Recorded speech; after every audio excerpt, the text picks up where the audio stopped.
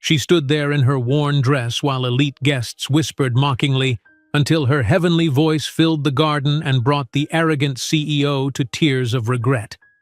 But before we dive into the full story, let me know where you're watching from and what time it is. Now, subscribe to the channel and let's get started.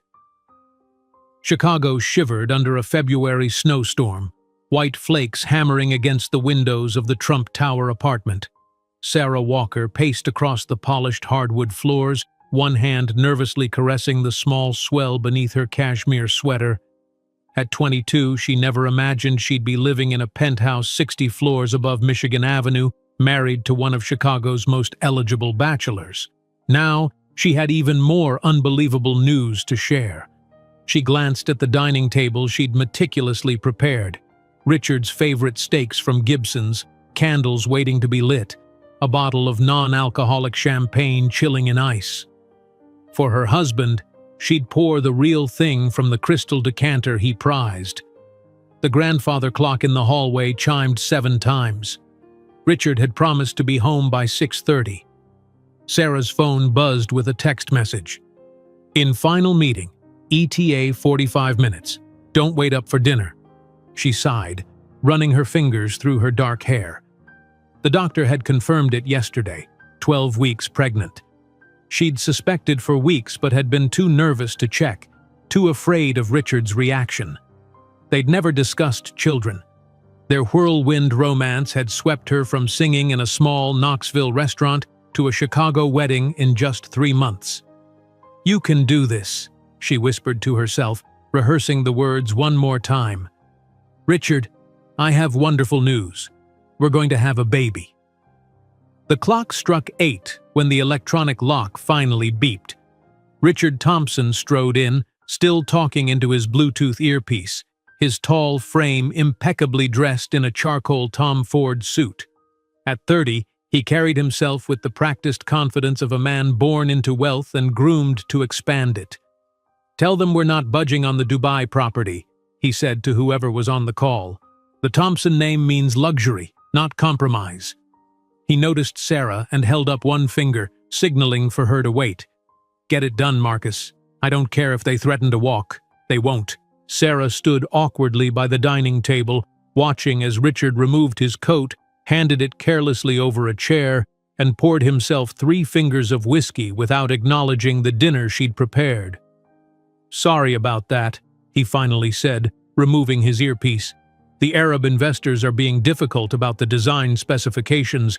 Don't they realize we've built hotels in 7 countries already?" He took a long sip of his drink, his eyes finally focusing on her. "You look tense. Is something wrong?" Sarah's heart hammered against her ribs. I made dinner. Your favorite steaks." Richard glanced at the table as if just noticing it. "That's nice, but I ate with the investors. You should have texted. I wanted tonight to be special." She moved closer to him, trying to find the warmth that had drawn her to him in Tennessee, when he'd visited the restaurant where she sang and waited tables. "I have news, Richard." Something in her tone made him pause. He set down his glass and studied her face. "What kind of news?" Sarah took a deep breath. "I'm pregnant. We're going to have a baby." The silence that followed seemed to stretch into infinity. Richard's expression didn't change at first. It simply froze, as if his brain needed extra time to process her words. "Pregnant?" he finally said, the word falling from his lips like something distasteful. "How far along?" 12 weeks. I saw the doctor yesterday. Everything looks healthy and... A child? Now?" Richard's voice cut through her excitement like a steel blade. He moved to the bar, turning his back to her as he refilled his glass. "This wasn't in the plans, Sarah. It simply doesn't fit into my life right now." The temperature in the room seemed to drop 20 degrees. Sarah wrapped her arms protectively around her midsection. "I know we didn't plan it, but plans change. We can make this work." Richard turned, leaning against the bar, studying her as if she were a business proposal he was about to reject.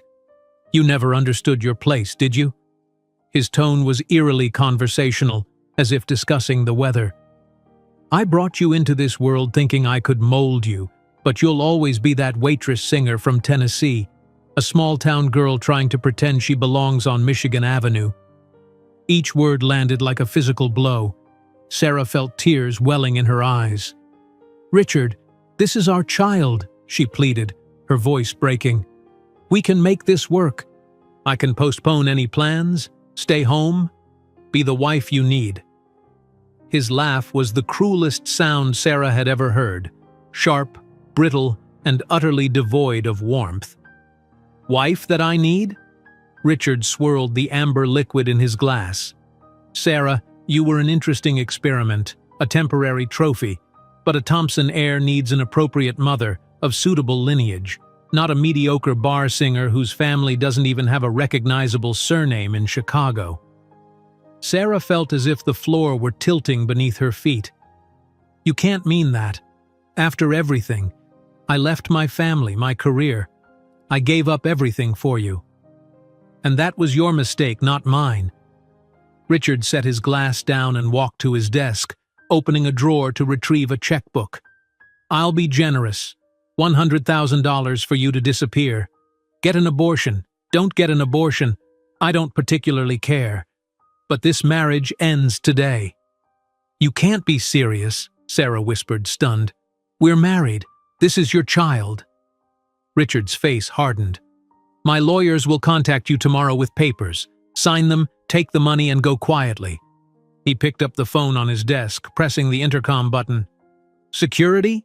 Please come to the penthouse, my wife will be leaving." "Security?" Sarah's voice rose in disbelief. "You're calling security on me? I'm your wife."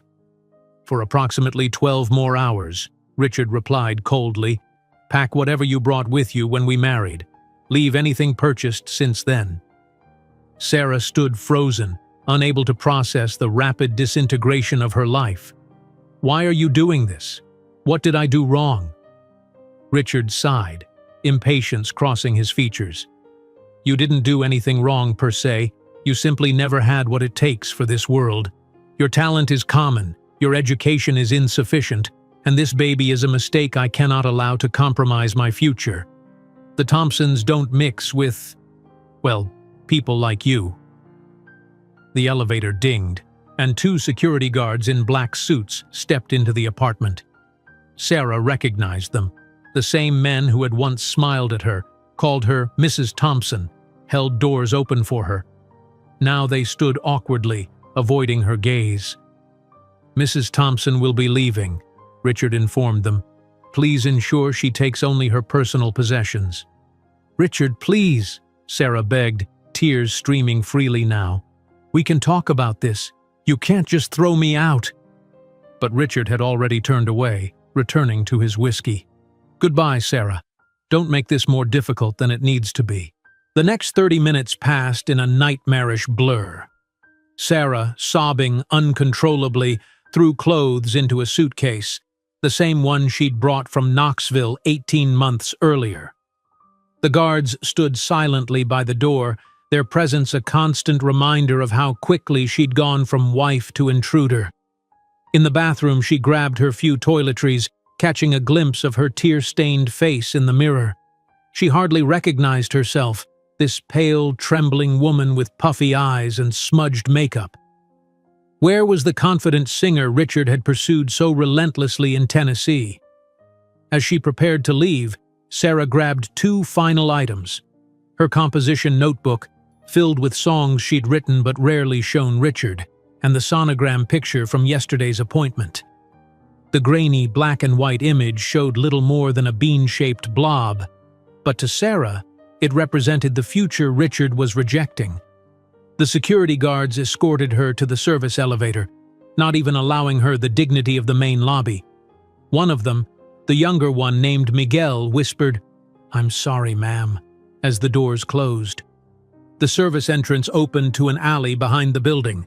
Snow fell in thick flakes, instantly clinging to Sarah's hair and eyelashes. She hadn't even had time to grab her winter coat. It had been a gift from Richard, so she'd left it behind. Standing on the icy sidewalk in only a light sweater, clutching her suitcase with one hand and instinctively protecting her stomach with the other, Sarah Walker felt the full weight of her situation crash down upon her. In less than an hour, she had gone from pregnant wife to homeless, pregnant ex-wife. She fumbled for her phone with trembling fingers, scrolling through contacts. Her family in Knoxville had warned her about marrying Richard so quickly. They wouldn't welcome this news with anything but, "I told you so." She finally stopped at Ruby's name, a former waitress colleague who'd moved to Chicago a year before Sarah. "Ruby, it's Sarah," she said when her friend answered, trying to keep her voice steady. I need a place to stay tonight. Something's happened." 3 miles away in a cramped apartment in Pilsen, Ruby cleared textbooks from her sofa. "Stay as long as you need," she told Sarah, though the worried look in her eyes suggested she knew this wouldn't be a short-term arrangement. That night, curled on Ruby's lumpy sofa under a thin blanket, Sarah placed one hand on her stomach and whispered to the life growing inside her, "We'll be okay. Somehow, we'll be okay." But as she stared at the water stain on the ceiling, listening to the unfamiliar noises of the building, she wondered how she'd gone from singing in a Tennessee restaurant to a luxury penthouse to homelessness in less than 2 years. That freezing February night, as she trembled on a borrowed sofa, her hand protectively cradling her 12-week pregnancy, Sarah Walker couldn't possibly imagine that in 15 years she would be accepting Businesswoman of the Year, commanding a billion-dollar empire, while Richard Thompson faced the bankruptcy of his family legacy. The harsh morning light filtering through Ruby's thin curtains woke Sarah before the alarm. For a disorienting moment, she expected to feel Egyptian cotton sheets and smell freshly brewed coffee prepared by the Trump Tower's staff. Instead, she felt the scratchy fabric of Ruby's second-hand couch and smelled microwaved ramen from the night before. 6 days had passed since Richard had thrown her out. 6 days of crying, barely eating, and wondering how her life had imploded so completely. "You're up early," Ruby said, padding into the living room in worn slippers. Her small studio apartment barely accommodated one person, let alone 2. "Morning sickness?" Sarah nodded, pulling herself to a sitting position. "It's more like all-day sickness. The doctor said it might ease up after the first trimester." Ruby's lips pressed into a sympathetic line. "Any word from the bastard?" "Nothing." Sarah checked her phone. No missed calls, no texts, not even an email from Richard. She'd called him 23 times in the past 6 days. Each call went straight to voicemail. "It's like I suddenly stopped existing. You need to eat something. For the baby." Ruby placed a bowl of cereal on the coffee table. "And you need to figure out what's next. You can crash here for a while, but my landlord will notice eventually." Sarah picked at the cereal, forcing herself to take small bites. "I have an interview at a music store this afternoon. Just part-time, but it's something." Ruby nodded encouragingly. "Good. What about calling your parents? I know things are strained, but—" "They warned me not to marry him," Sarah said, her voice hollow.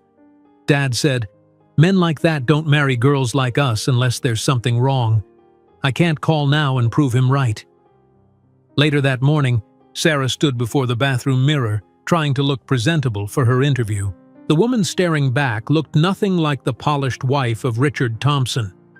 Dark circles shadowed her eyes, and her clothes, the few she'd managed to grab before being escorted out, looked rumpled and out of place without the context of her former life. She placed a hand on her stomach, still mostly flat except for the small curve that only she could detect. "We're going to be okay," she whispered, words that had become her daily mantra. The interview at Harmony Music Store lasted exactly 12 minutes. The manager, a bearded man in his 50s, glanced repeatedly at her application. "You've got no retail experience," he noted, frowning. "I'm a quick learner," Sarah offered. "And I know music. I was a professional singer before." "And this gap here?" He pointed to her employment history. "No work for 18 months?" Sarah swallowed hard. "I was married. My husband preferred that I didn't work." The manager's eyes flickered to her left hand, where the tan line of her recently removed wedding ring was still visible. His gaze then moved almost imperceptibly to her midsection. "We're looking for long-term commitment," he said, his tone softening with what Sarah recognized as pity. "Someone who can grow with the store." "I am committed," Sarah insisted, leaning forward. "I need this job. I'll work any hours, learn whatever you need me to. I'm sorry, Mrs. He glanced at the application again. "Walker, we'll keep your application on file." Sarah knew what that meant. She'd said the same thing to countless hopeful applicants at the restaurant in Knoxville. That night, she performed at the Rusty Nail, a dive bar in Wicker Park that hosted open mic nights on Tuesdays. The manager had agreed to let her sing 3 songs, with the possibility of a regular weekend spot if the crowd liked her. The stage, if it could be called that, was merely a corner cleared of tables. The sound system crackled with feedback as Sarah adjusted the microphone. "Hi, I'm Sarah," she said to the scattered audience, most of whom continued their conversations without looking up. "This first song is called Breathe Again." As she sang, Sarah poured everything into her performance, her heartbreak, her fear, her determination. By the second verse, a few patrons had turned to listen. By the chorus, the conversations had dimmed. When she finished, the applause was genuine, if sparse. The manager approached as she stepped off stage. "Not bad. Thursday and Friday nights, 9 to 11, $50 per night plus whatever's in the tip jar." It wasn't much, but it was something. A starting point. 2 weeks later, Sarah sat in the sterile waiting room of Klein, Hoffman & Associates, the law firm representing Richard. She'd received a formal letter requesting her presence to discuss the dissolution of marriage. Her hands trembled as she clutched her purse. Inside was a letter from her doctor confirming her pregnancy and a hastily written list of demands: reasonable child support, medical coverage for the baby, a modest alimony to help her get back on her feet. "Mrs. Thompson?" a sleek receptionist called. "They'll see you now." The conference room intimidated with its mahogany table and floor-to-ceiling windows overlooking the Chicago skyline. 3 attorneys in expensive suits waited, but no Richard. "He's not coming?" Sarah asked, unable to mask her disappointment. Mr. Thompson felt his presence would be counterproductive, the oldest attorney replied smoothly. "I'm Charles Klein. We've prepared a very generous offer." He slid a document across the table. Sarah scanned the first page, her heart sinking. $200,000, she read aloud, "in exchange for a confidential divorce and," her voice caught, "complete termination of parental rights?" "Mr. Thompson offers this sum with no admission of fault," Klein continued. "The alternative would be contesting the marriage on grounds of fraud and potential legal action for extortion." "Extortion?" Sarah's voice rose. "I'm carrying his child." "A pregnancy you allegedly concealed until after marriage," another attorney interjected. "Mr. Thompson recalls specific conversations where you agreed children weren't in your immediate plans." "That was before I knew I was pregnant." Sarah's hands clenched into fists. "And what about child support? This baby is half his responsibility." Klein's smile never reached his eyes. "The sum offered exceeds any mandatory child support for at least 5 years. Additionally, should you pursue a contested divorce, Mr. Thompson is prepared to request genetic testing and full custody should the child prove to be his." "Full custody?" Sarah whispered, her hand instinctively covering her stomach. "He told me he didn't want this baby." "Mr. Thompson believes a child of his should be raised with certain advantages," Klein replied. "Advantages he's uniquely positioned to provide." The threat was clear. Take the money and disappear, or risk losing her child to Richard's wealth and influence. With trembling hands, Sarah signed the papers in March, each signature feeling like a betrayal to the life growing inside her. She told herself she had no choice. Fighting Richard would drain the settlement money she desperately needed. April brought complications. Spotting led to a terrifying trip to the emergency room where Sarah waited hours before being seen.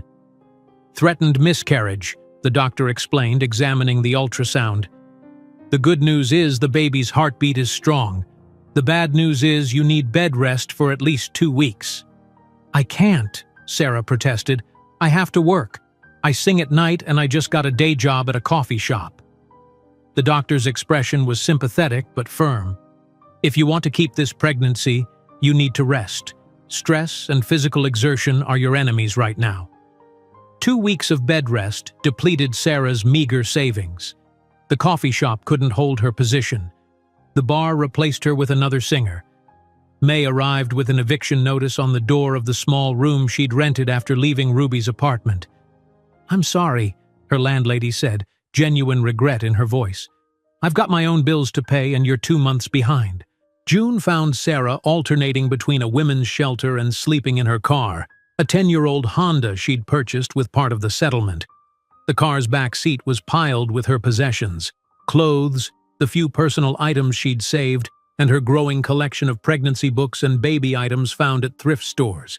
She continued to sing wherever she could: coffee shops during open mic afternoons, small bars that paid in cash, even street performances when the weather was good. Her expanding belly limited what she could wear, but she'd found a thrift store maternity dress that looked presentable enough for performances. It was during one such performance at a karaoke bar in Wicker Park that Sarah's voice caught the attention of an older woman sitting alone near the back. Sarah was singing, "I Will Survive," her voice strong despite her circumstances, one hand resting on her 7-month belly. After the performance, as Sarah collected the meager tips from the jar, the woman approached. "You have something special," she said, her voice carrying the slight rasp of a longtime smoker, "a authenticity that's hard to find." "Thank you," Sarah replied, too exhausted to engage in conversation. "My name is Eleanor Matthews," the woman continued, offering a business card. "I used to produce for Atlantic Records back when producers actually cared about talent." Sarah glanced at the card. "Eleanor Matthews, music industry consultant." "And it seems like you need help," Eleanor added, her shrewd eyes taking in Sarah's worn appearance and advanced pregnancy. "I'm fine," Sarah responded automatically, pride flaring despite her circumstances. Eleanor laughed, a warm, genuine sound. "Honey, I've been in this business 40 years. I know fine when I see it, and you're not it." She gestured to the exit. "Let me buy you a late dinner, and we can talk. No strings." Something about Eleanor's direct manner broke through Sarah's carefully constructed walls. Perhaps it was exhaustion, or the genuine concern in the older woman's eyes, but Sarah found herself nodding. Over plates of eggs and toast at an all-night diner, Eleanor listened as Sarah shared a sanitized version of her story. Young singer marries wealthy businessman. Marriage falls apart. Pregnant and starting over. "The music industry is changing," Eleanor said when Sarah finished. "The traditional labels are dying because they don't understand the digital revolution. There's opportunity there for those with courage." "I just need to survive until the baby comes," Sarah admitted. "Then I can think about music again." Eleanor studied her thoughtfully. "I have a spare room in my house. It's nothing fancy, but it's clean and quiet. You could stay there until you get on your feet." Sarah's instinct was to refuse. She'd learned the hard way that offers often came with hidden costs. But the thought of another night in her car, growing more uncomfortable with each passing day of pregnancy, weakened her resolve. "Why would you help me? You don't even know me." "I know talent when I hear it," Eleanor replied simply. "And I know what it's like to be a woman alone in this industry." She pushed her plate aside. "Besides, I could use some help with my consulting business. Administrative work, organizing contracts, tracking royalty payments. Nothing glamorous, but it's steady." 2 weeks later, Sarah moved into Eleanor's modest house in Rogers Park. Her room was small but comfortable, with a real bed and a window overlooking a tiny garden. For the first time in months, she slept through the night without fear. During the day, she worked as Eleanor's assistant, learning the intricate details of music contracts and royalty structures. The work fascinated her, the complexity of how artists were paid, the various revenue streams, the emerging digital platforms changing how music reached listeners. Most artists have no idea how they're being exploited, Eleanor explained one afternoon, showing Sarah a typical record contract. Look at this clause. The label recoups all expenses before the artist sees a penny, including ridiculous charges for promotion and distribution. Sarah absorbed everything, taking notes obsessively, asking questions that impressed Eleanor with their insight. At night, she studied digital distribution and emerging platforms like iTunes and the newly launched Spotify.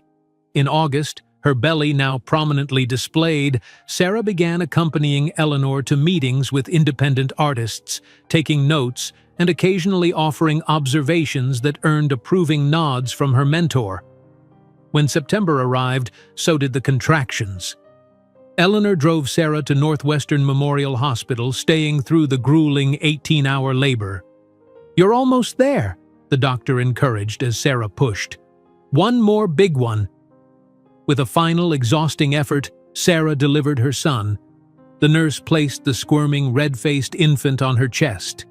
"He's perfect," Eleanor whispered from beside the bed. Sarah gazed down at her son, taking in his shock of dark hair, and, when he briefly opened them, eyes of intense blue, Thompson blue. In that moment, all the hardship of the past months crystallized into fierce, protective love. Later, when Eleanor had gone home and the hospital had quieted for the night, Sarah held her sleeping son close. "He said I wasn't enough," she whispered, tears sliding down her cheeks. "That my talent was mediocre, that my future was insignificant. I'm going to prove that every word was a lie, my son, and one day we'll make Richard Thompson swallow every syllable of contempt."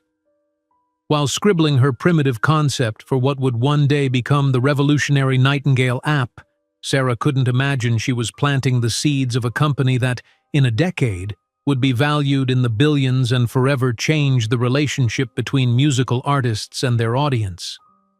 The promise Sarah whispered to her newborn son became her daily mantra.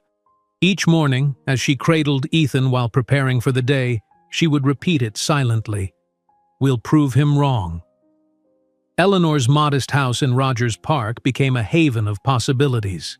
The spare room Eleanor had offered was small but painted in warm yellow tones, with a second-hand crib that Eleanor had mysteriously produced 2 days before Sarah gave birth. "It was my grandson's," she had explained, brushing away Sarah's tears of gratitude. "He's in college now. Time flies, dear." A week after bringing Ethan home, Sarah sat at Eleanor's kitchen table, the baby sleeping in a bassinet beside her, as Eleanor laid out her vision over steaming mugs of tea. "The music industry is experiencing its biggest disruption since the invention of recorded sound," Eleanor said, pushing her reading glasses up her nose. "The major labels are terrified of digital distribution, fighting it instead of adapting. But that's where the future is." Sarah nodded, absorbing every word while keeping one hand gently resting on Ethan's bassinet. "I noticed that when I was singing in Knoxville. People would ask if they could download my music, but I had nothing to offer them." "Exactly," Eleanor tapped the table emphatically. "Artists need direct access to their audiences. The traditional gatekeepers, labels, distributors, retailers, they all take their cut, leaving crumbs for the actual creators." Sarah watched as Eleanor pulled out contracts from her consulting business, spreading them across the table. The documents were dense with legal language, but Eleanor patiently explained each section, highlighting the inequities built into the standard agreements. "See this?" Eleanor pointed to a clause buried on page 17 of a recording contract. "The artist is responsible for recouping all production costs before earning a penny in royalties. Meanwhile, the label owns the master recordings in perpetuity." "That seems incredibly one-sided," Sarah said, frowning as she studied the document. "It's highway robbery dressed up in legal jargon," Eleanor replied with a snort. "Been that way for decades. I've watched countless talented musicians work themselves to the bone only to end up broke while executives buy second homes in the Hamptons." When Ethan began to fuss, Sarah lifted him to her shoulder, patting his back gently while continuing to examine the contracts. She found herself strangely fascinated by the business mechanics behind the music she'd always loved. The next morning, Eleanor showed Sarah to a small home office with Nightingale Music Consulting on the door. "This is where I work," Eleanor explained, gesturing to the modest setup. A desk with a computer, filing cabinets, and walls lined with gold and platinum records from her producing days. "You'll help me organize contracts, track royalty payments, and manage correspondence with clients. It's not glamorous, but it pays, and you'll learn the business from the inside." "I don't know what to say," Sarah replied, bouncing Ethan gently as he began to fuss. "This is more than I deserve." Eleanor fixed her with a stern look. "Stop that right now. You deserve a hell of a lot more than you've gotten, young lady. Talent and determination should be rewarded, not punished." She softened her expression. "Besides, I'm not running a charity. You'll earn your keep." And earn it she did. Sarah proved to be a quick study, organizing Eleanor's chaotic filing system and bringing digital efficiency to the small consulting business. During Ethan's naps, she immersed herself in the intricacies of music licensing, digital rights, and emerging distribution platforms. In the evenings, after putting Ethan to bed, Sarah would often find Eleanor in the living room, watching industry news with a critical eye. "Look at this nonsense," Eleanor would say, gesturing to the television where music executives declared that digital piracy would destroy the industry. "They're fighting the future instead of figuring out how to make it work for artists." 2 months after moving in, Sarah was inputting royalty data when she noticed a startling pattern. "Eleanor, these streaming numbers don't make sense. The artist had over 1 million streams but only received a check for $87? Eleanor peered over her shoulder. "Welcome to the streaming economy, dear. The major platforms pay fractions of pennies per stream, and then the labels take their cut." "But that's—" Sarah struggled to find the right word. "Theft?" Eleanor supplied. "Yes, but legal theft, backed by contracts these artists signed without understanding the implications." That night, as Sarah fed Ethan his late bottle, she couldn't stop thinking about the inequities she was discovering. She whispered to her drowsy son, "There has to be a better way, a fairer system." On a rainy Saturday in November, Eleanor surprised Sarah with a worn laptop. "It's refurbished," Eleanor explained, setting it up on Sarah's small desk. "Nothing fancy, but it works. If you're going to understand today's music business, you need to understand technology." Sarah stared at the gift, overwhelmed. "I don't know the first thing about computers beyond basic email and word processing." "Then learn," Eleanor said simply. "There are free coding courses online. Start with the basics, HTML, CSS, then move to something more substantial like JavaScript or Python." Sarah laughed in disbelief. "You expect me to learn programming? With a 2-month-old baby?" Eleanor's expression remained serious. "I expect you to invest in your future, 1 hour a night after Ethan's asleep. The music industry's future belongs to those who understand both music and technology." That night, after settling Ethan, Sarah opened the laptop and navigated to a free coding tutorial. The strange syntax looked like an alien language, but she was determined to understand. An hour turned into 2 as she absorbed the basics of HTML. The pattern became her new normal, caring for Ethan, working for Eleanor during the day, and teaching herself coding at night. Often, Eleanor would find her asleep at the small desk, head resting on coding tutorials, and gently drape a blanket over her shoulders. As months passed, Sarah's understanding of both the music business and basic programming grew in tandem. She created simple websites for Eleanor's clients and developed a basic database to track royalty payments more efficiently. Spring arrived, and with it, Ethan's increasing mobility. Now crawling and pulling himself up on furniture, he required constant vigilance. Sarah adapted, working with him in a playpen beside her desk, taking calls while bouncing him on her hip, programming with one hand while feeding him with the other. "I've never seen anyone with your determination," Eleanor remarked one evening, watching as Sarah simultaneously coded a simple web page while singing softly to soothe a teething Ethan. Most people would have collapsed under half the pressure you've faced. Sarah looked up, dark circles under her eyes but determination in her gaze. I don't have the luxury of collapse. Every day, every skill I learn brings me one step closer to providing Ethan the life he deserves. By summer, Ethan was 9 months old and beginning to babble his first proto-words. Sarah had progressed to more complex programming concepts and had developed a deeper understanding of digital distribution models. One evening, as Eleanor and Sarah sat on the porch watching Ethan play on a blanket in the small garden, Eleanor broached a subject they'd been circling for months. "The industry needs disruption," she said, sipping iced tea. "A platform that puts artists first, that gives them direct access to their fans without a dozen middlemen taking cuts." Sarah nodded, her mind racing with possibilities. Something transparent, where artists can see exactly who's listening, where, and how much they're earning in real time.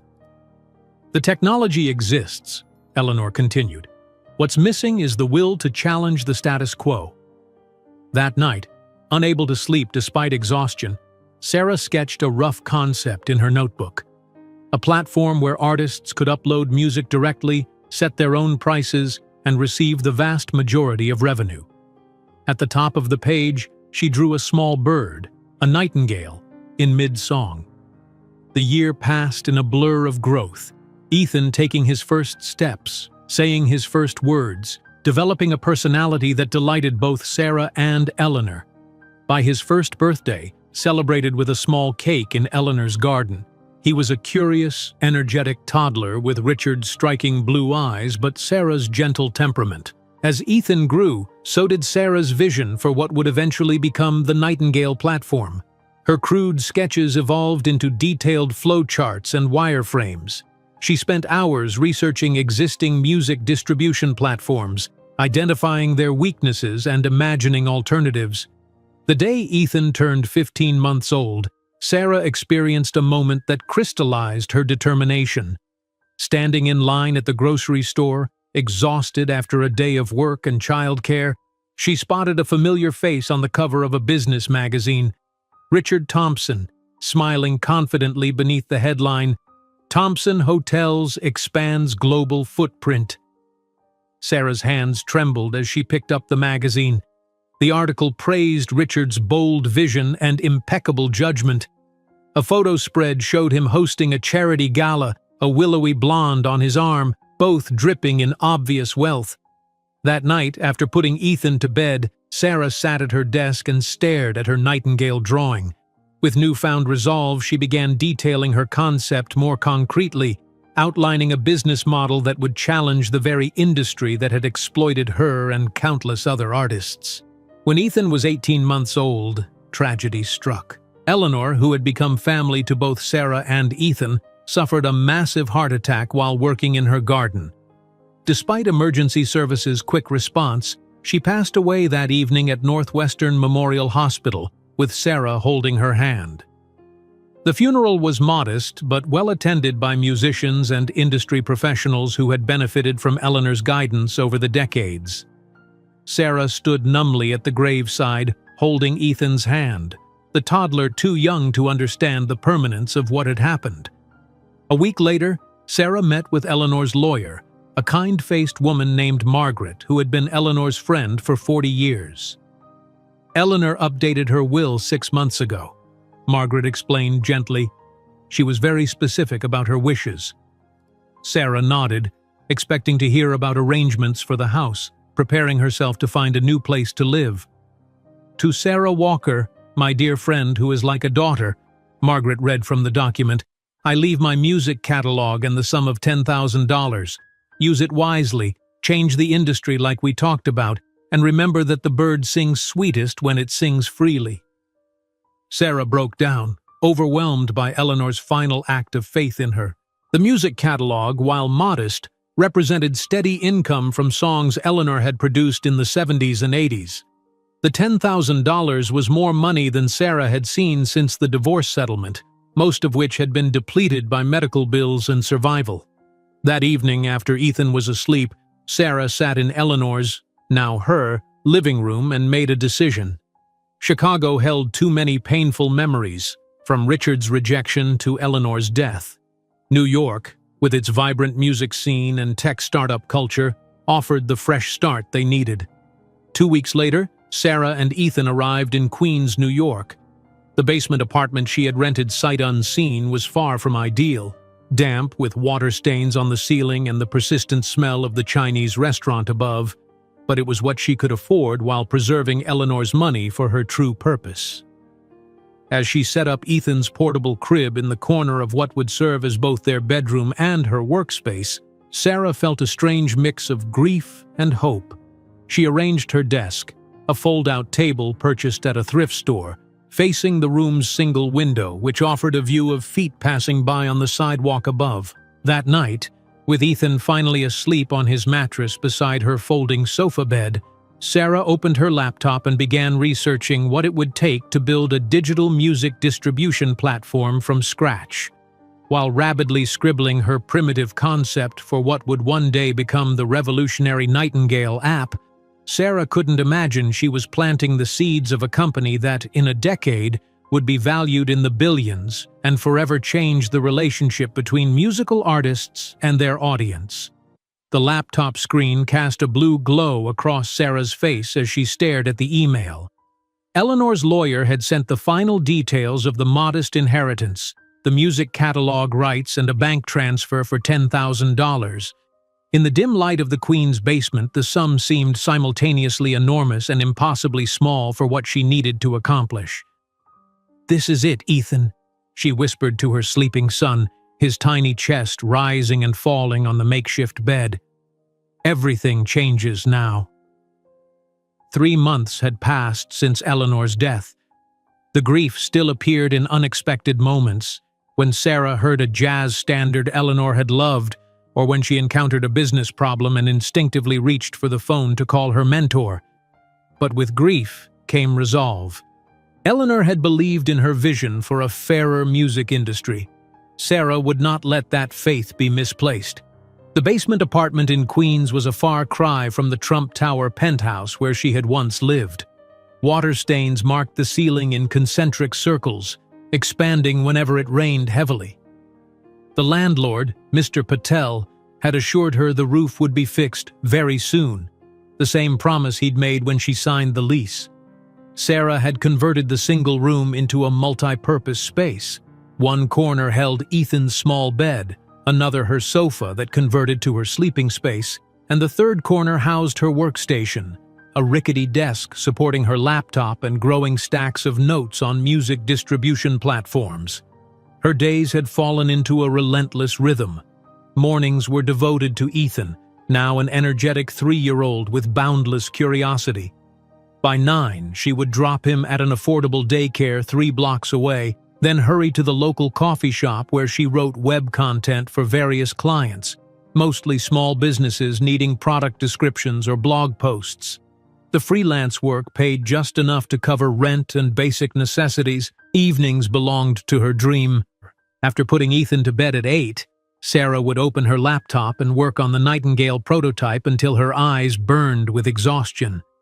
"Just a few more tweaks," she muttered, adjusting code for the artist upload interface she'd been designing. The prototype was primitive, but its concept was revolutionary. Direct distribution from artists to listeners, with transparent accounting and the vast majority of revenue returning to creators. A steady drip from the ceiling interrupted her concentration. Sarah sighed, placing a pot under the leak and returning to her work. 10 minutes later, another drip started in a different location.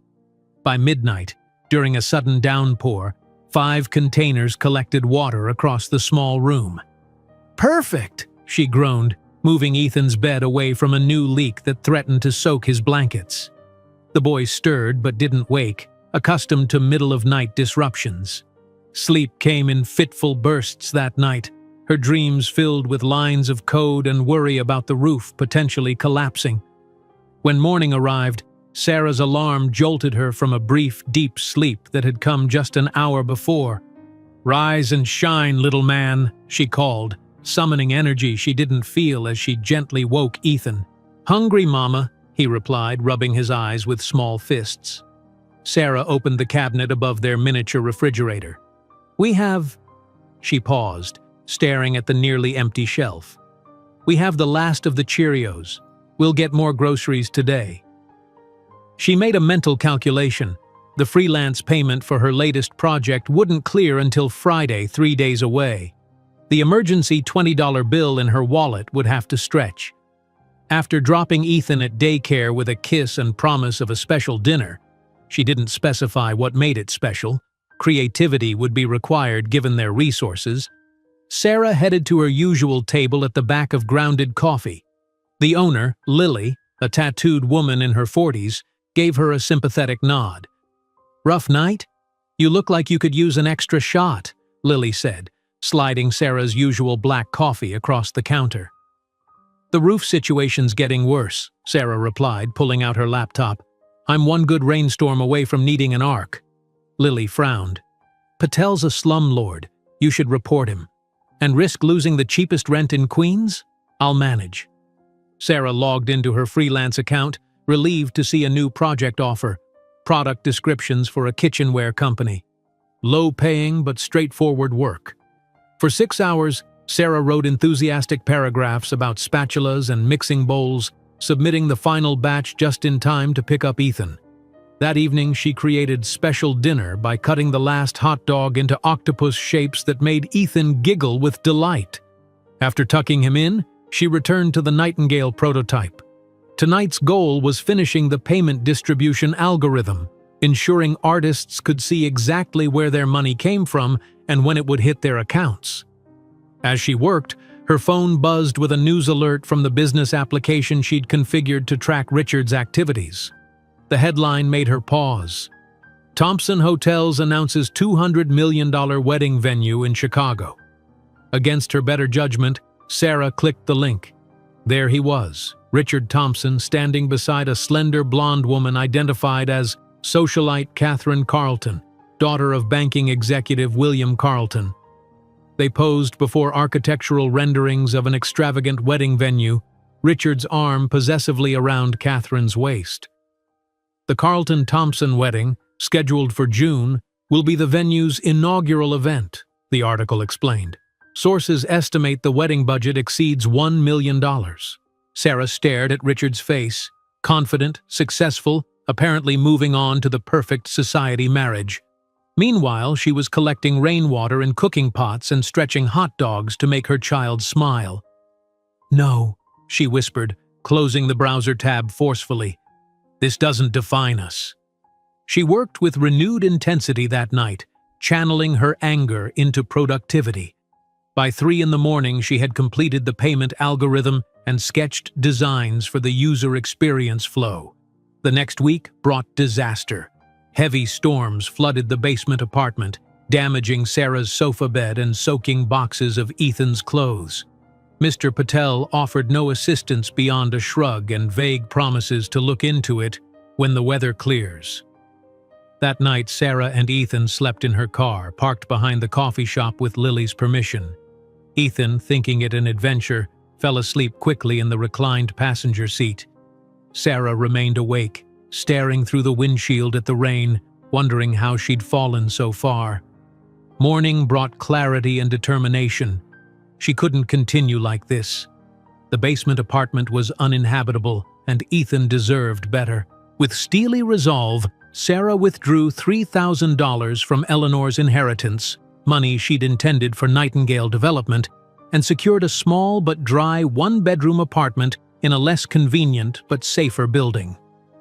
"This is temporary," she promised herself as she signed the lease, a necessary step backward before leaping forward. The new apartment, while basic, became their sanctuary. Sarah converted the bedroom for Ethan and made the living room her combination workspace and sleeping area. With decent Wi-Fi and a stable roof, she could work more efficiently on both freelance projects and the Nightingale prototype. By the winter of 2012, Sarah had developed a functioning demo that allowed artists to upload music and receive payments directly from listeners. The interface was rudimentary, the features limited, but the core concept worked.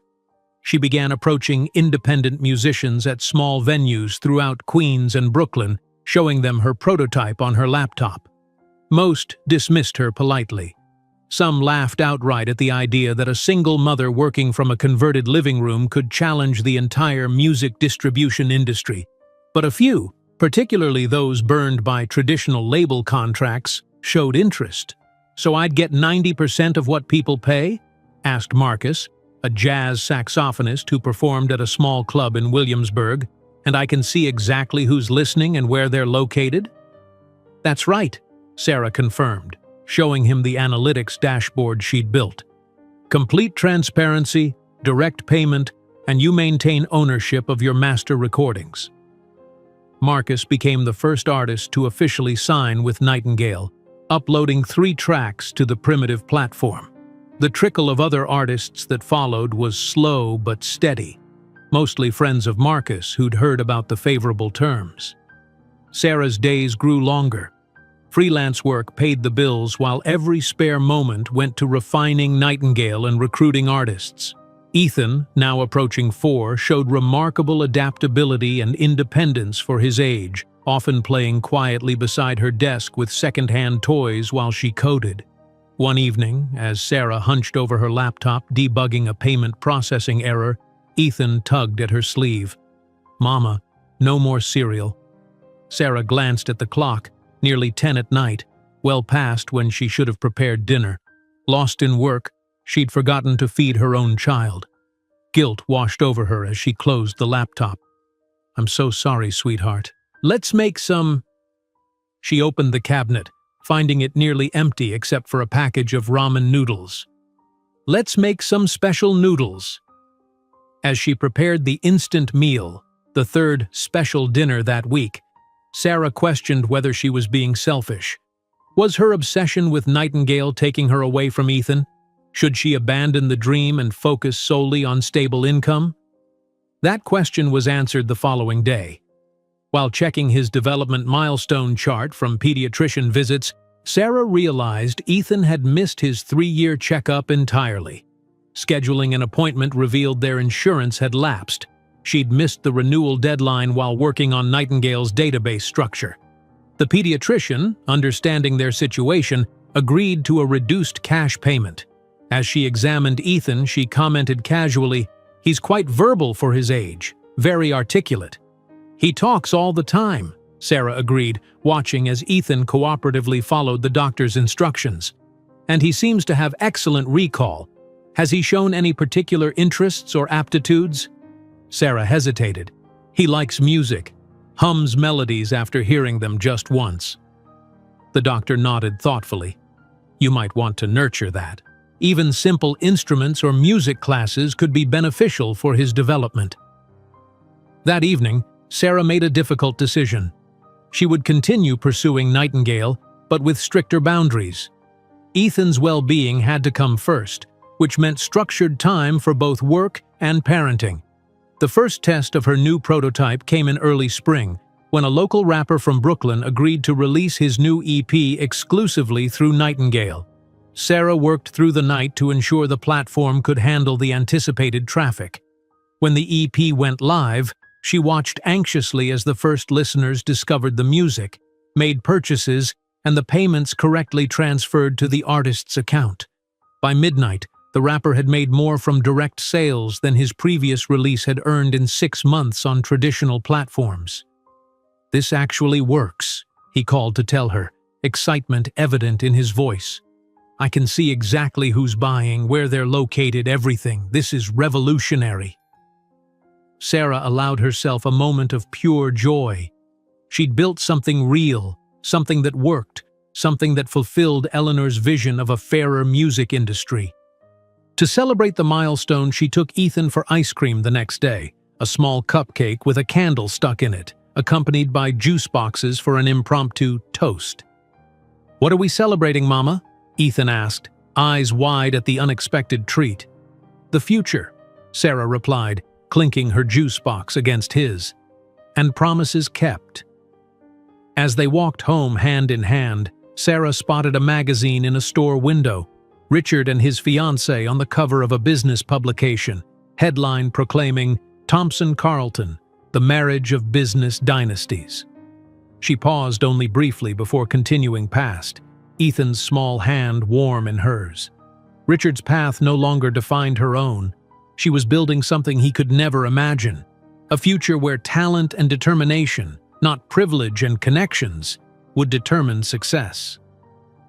While celebrating with Ethan her first small success in a basement with leaks, Sarah didn't imagine that in 7 years she would be on a stage receiving an award from Billboard as the executive who revolutionized digital music distribution, with Richard Thompson among the audience watching with bitterness. The damp basement with water stains became a distant memory as Sarah stepped through the doors of her first legitimate office space in Brooklyn.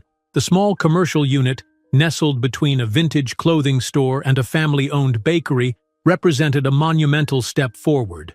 A far cry from luxury, the space offered the bare essentials: 2 desks, functioning electricity, and most importantly, no leaks when it rained. "This is it, Ethan," she said, holding her 5-year-old's hand as they surveyed the empty room. Nightingale's first real home. Ethan looked around with solemn curiosity, his blue eyes, Richard's eyes, taking in every detail. "It's big, Mama." Sarah laughed. At 400 square feet, the office was hardly spacious, but compared to their converted living room workspace, it felt enormous. "It'll be even bigger when we grow." The office marked the culmination of months of careful planning following Mike Chen's investment. She'd met Mike at a tech startup mixer she'd forced herself to attend, despite feeling desperately out of place among the confident young entrepreneurs in their branded hoodies and designer sneakers. In her thrift store blazer and worn flats, she'd stood in a corner, clutching her laptop containing the Nightingale prototype.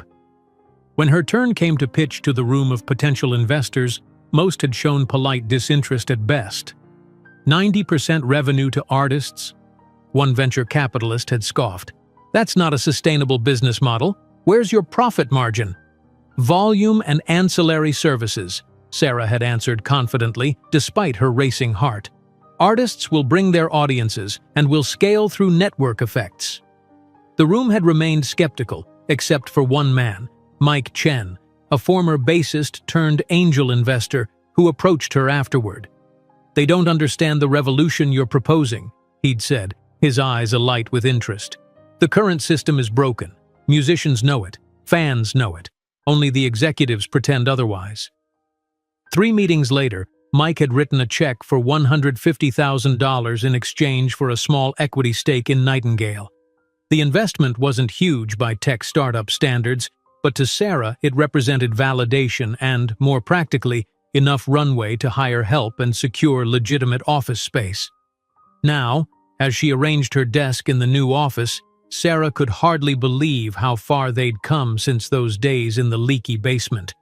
The Nightingale platform had grown to host nearly 300 independent artists, mostly in the New York area, with a small but devoted user base of music fans who appreciated the direct connection to creators. Her first hire, a talented programmer named Raj who'd recently graduated from NYU, arrived later that morning.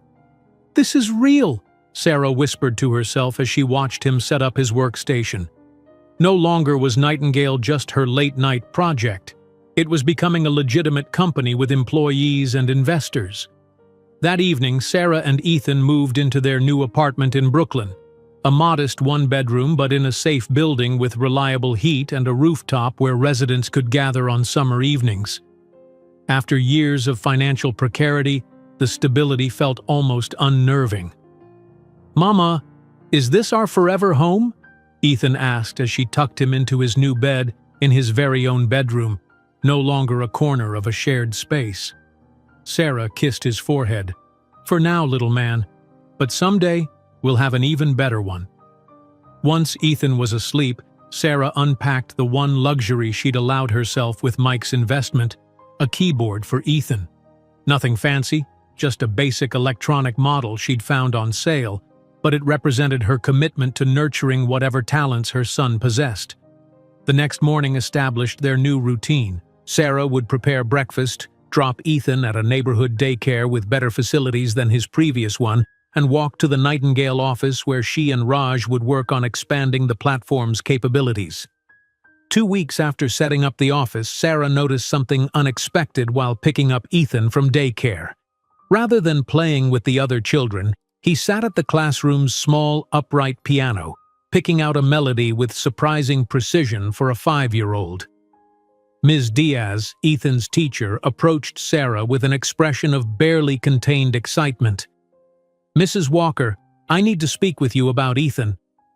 Sarah's heart skipped a beat, the reflexive worry of a parent hearing those words. "Is everything okay?"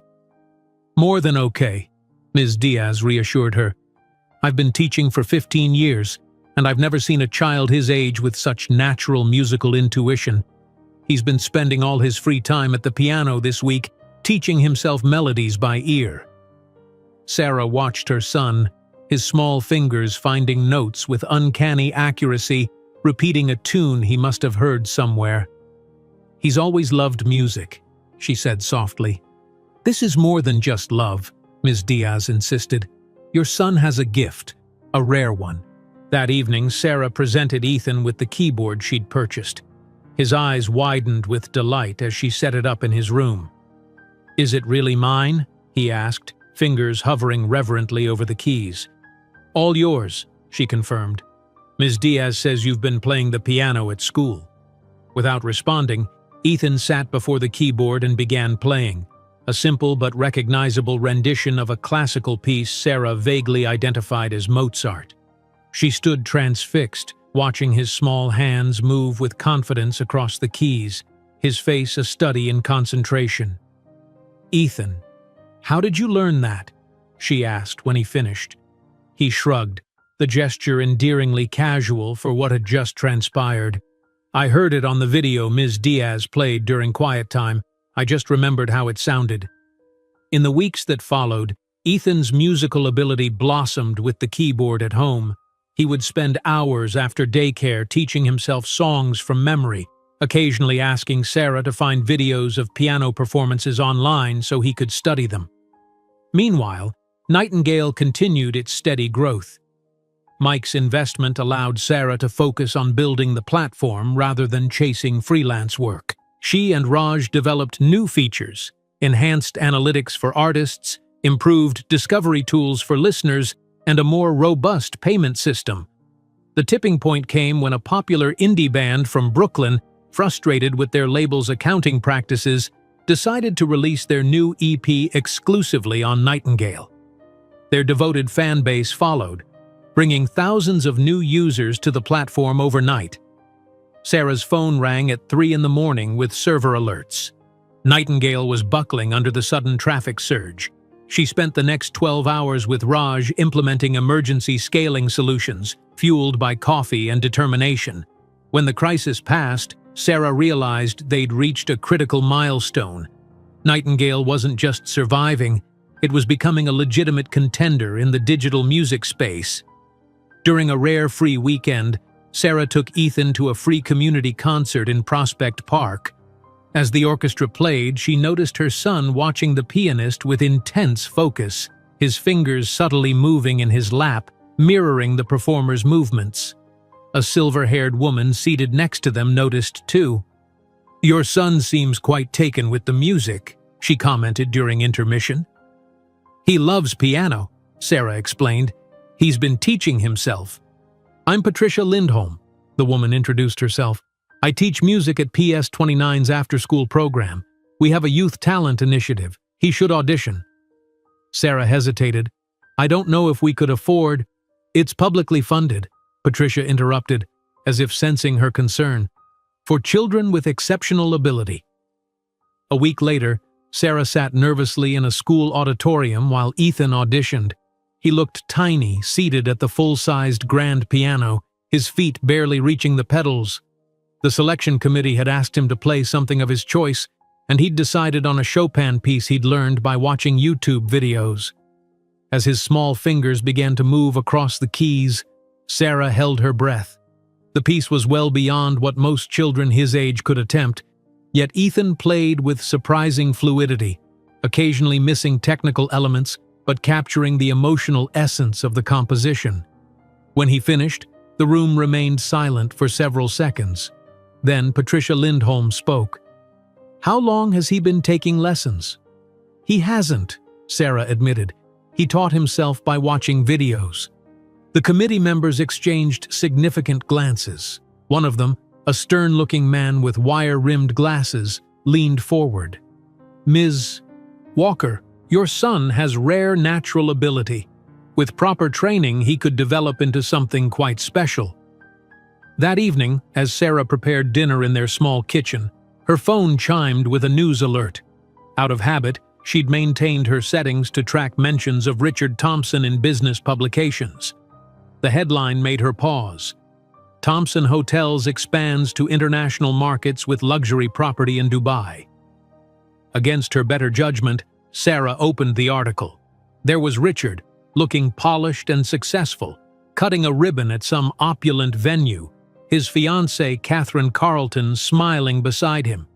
The article praised his visionary leadership and impeccable timing in entering the Middle Eastern luxury market. Sarah set down her phone, a familiar mix of emotions washing over her: anger, hurt, and a renewed determination. Richard was expanding his inherited empire while she built something from nothing. The contrast couldn't have been starker. 3 days later, an envelope arrived from PS29. Inside was a letter offering Ethan admission to their selective music program with a 70% scholarship based on his exceptional audition. The remaining 30% of the tuition still represented a significant sum for Sarah's budget. That night, after Ethan was asleep, Sarah sat at her laptop reviewing Nightingale's finances.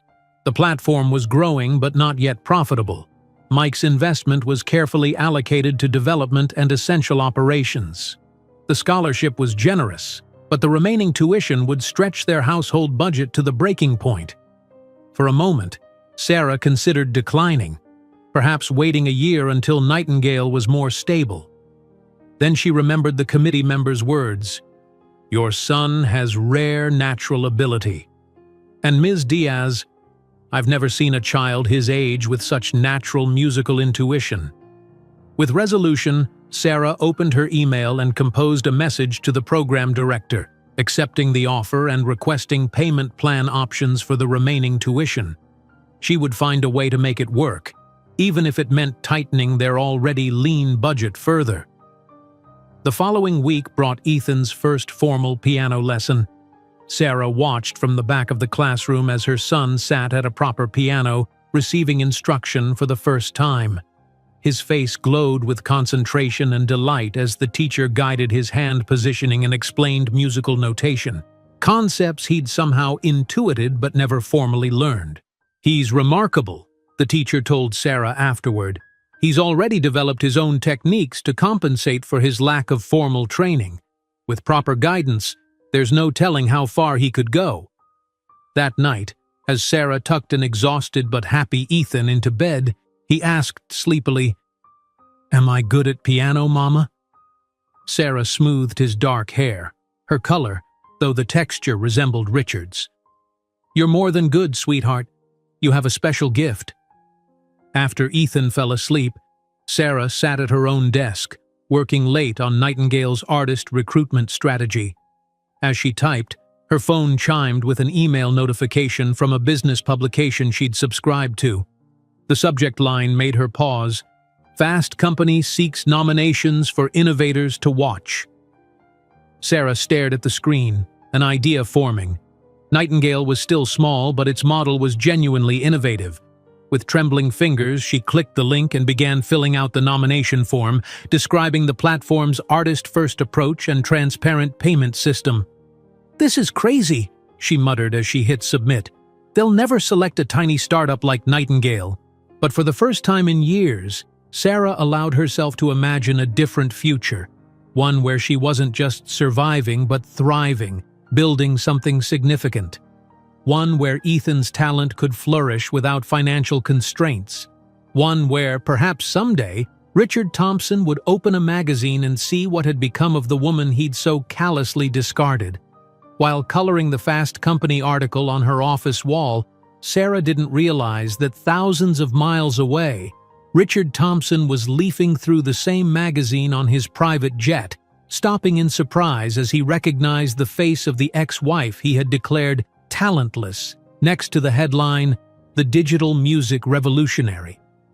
Richard Thompson's words from the magazine echoed in Sarah's mind as she stared at her email inbox. The notification from Fast Company had arrived 3 weeks after her impulsive submission. "Congratulations, Sarah Walker. Nightingale Records has been selected for our Innovators to Watch feature." She read the email 4 times, each time expecting the words to rearrange themselves into a rejection. When they didn't, she covered her mouth to stifle a sound somewhere between a laugh and a sob. Someone was watching. Someone important had noticed. Summer turned to fall, and fall to winter.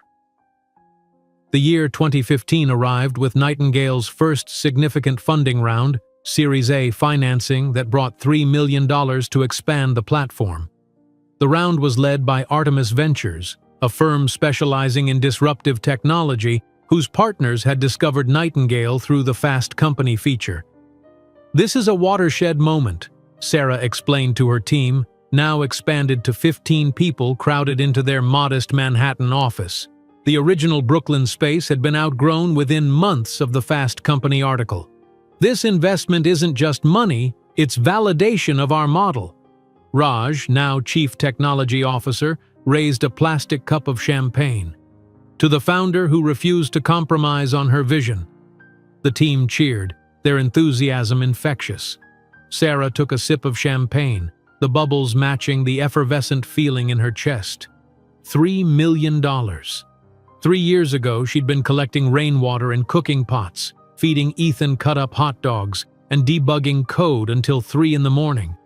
Now she led a company that serious investors believed could transform the music industry. When the modest celebration ended and the team dispersed, Sarah checked her watch. Just enough time to reach Ethan's music school for his recital. She grabbed her coat and the bouquet of flowers she'd hidden in the small office refrigerator. In the taxi crossing Manhattan, Sarah quickly changed from her presentation blazer into a more elegant blouse she'd brought for the occasion. Ethan, now 9, had become increasingly aware of appearances, noticing when other children's parents arrived in designer clothes and luxury vehicles. Sarah made sure she looked her best for his performances, regardless of how many budget meetings or investor pitches had filled her day. "We're running late," she told the driver. "Is there a faster route?" "Not at this hour, ma'am," he replied, gesturing to the gridlocked traffic ahead. Sarah checked her watch again and felt panic rising. In 4 years of Ethan's performances, she had never been late. Not once. This was her inviolable rule. No matter how demanding Nightingale became, Ethan's milestones came first. The taxi crawled through traffic for another 20 minutes before Sarah made a decision. "I'll get out here," she said, handing the driver cash. "It'll be faster if I run." Clutching the flowers and her change of shoes, Sarah sprinted 6 blocks in her business heels, ignoring the stares of pedestrians. She arrived at the prestigious music school's auditorium just as the lights were dimming, slipping into her reserved front-row seat seconds before the curtain rose.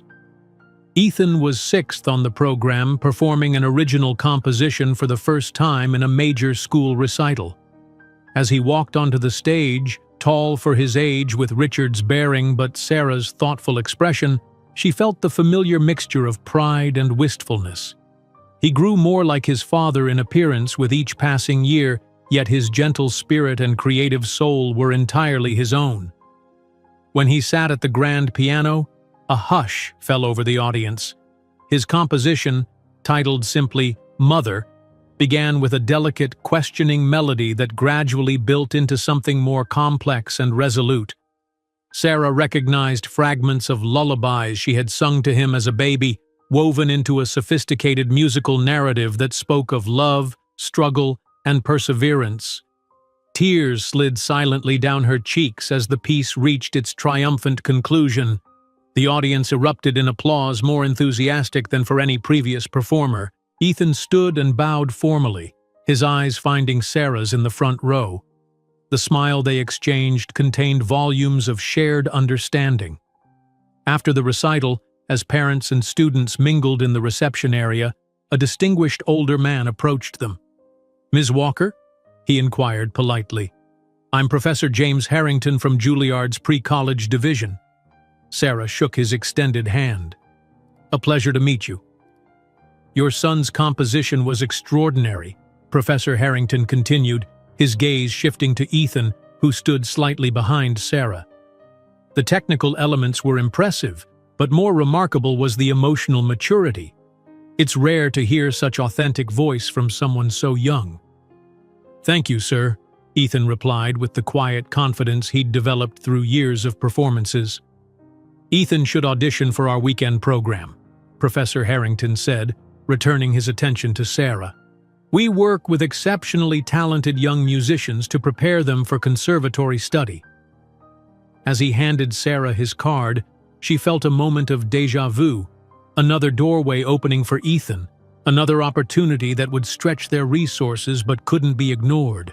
"We'd be honored," she replied, already mentally calculating how to rearrange Nightingale's development timeline to accommodate Ethan's audition preparation. Spring of 2016 brought simultaneous growth for both Nightingale and Ethan. The platform expanded internationally, attracting artists from Europe and Asia who were drawn to its transparent model and artist-friendly terms. Meanwhile, Ethan was accepted into Juilliard's prestigious pre-college program, his audition leaving the judges visibly impressed. "He plays like someone who's lived several lifetimes," one evaluator commented. "There's an old soul quality to his interpretation." As Nightingale grew, so did Sarah's public profile. Music industry publications began featuring her in articles about digital disruption. Established record executives dismissed her in public while privately monitoring Nightingale's expanding influence. Artists who had been mistreated by traditional labels began reaching out directly, curious about the alternative she offered. Summer arrived with an unexpected opportunity. Leona James, a global superstar with 20 Grammy nominations and sales in the hundreds of millions, was embroiled in a bitter dispute with her record label over creative control of her upcoming album. Sarah was reviewing new feature specifications with her development team when her assistant interrupted. "I'm sorry, but there's a call you might want to take. It's from Leona James's management." The room fell silent. Everyone knew Leona. Her powerhouse vocals and uncompromising artistic vision had made her an icon.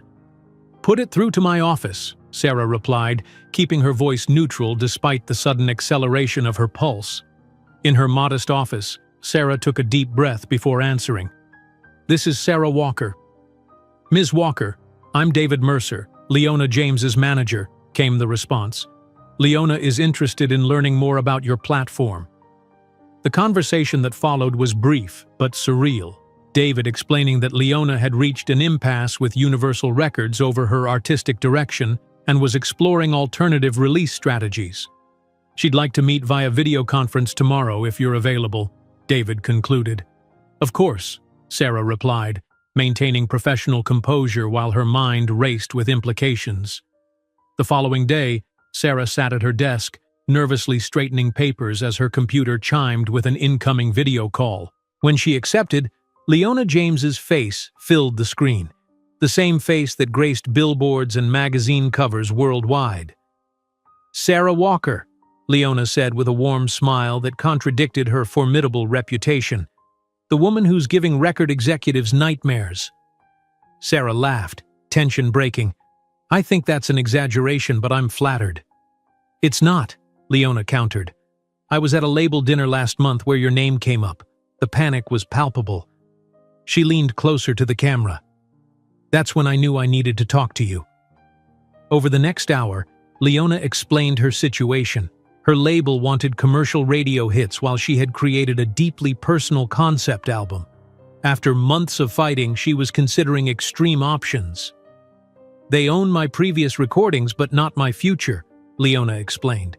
"I've read about your model. 90% to the artist, transparency, direct connection with fans. Is that real?" "Completely real," Sarah confirmed. "We believe artists should control their work and receive fair compensation." Leona's eyes narrowed thoughtfully. "And if someone like me released exclusively through Nightingale, could your servers handle millions of simultaneous downloads?" Sarah hesitated, unwilling to oversell Nightingale's capabilities. "We'd need to scale up significantly, but with proper preparation, yes." The negotiation that followed stretched over weeks, involving technical assessments, legal reviews, and intense planning sessions. Sarah pulled all-nighters with her development team, preparing Nightingale's infrastructure for traffic levels they'd never anticipated facing so soon. In July, the announcement stunned the music industry. Leona James to release new album exclusively via Nightingale, departing major label after 15 years. The reaction was seismic. Music publications scrambled to explain Nightingale to mainstream audiences. Industry executives issued dismissive statements while privately making panicked calls. Competing platforms rushed to court other dissatisfied artists before Nightingale could reach them. On release day, Sarah and her team gathered in their office, monitoring servers as Leona's album went live. Within minutes, traffic surged beyond their most optimistic projections. "We're at 200% of expected volume," Raj reported, eyes fixed on performance metrics.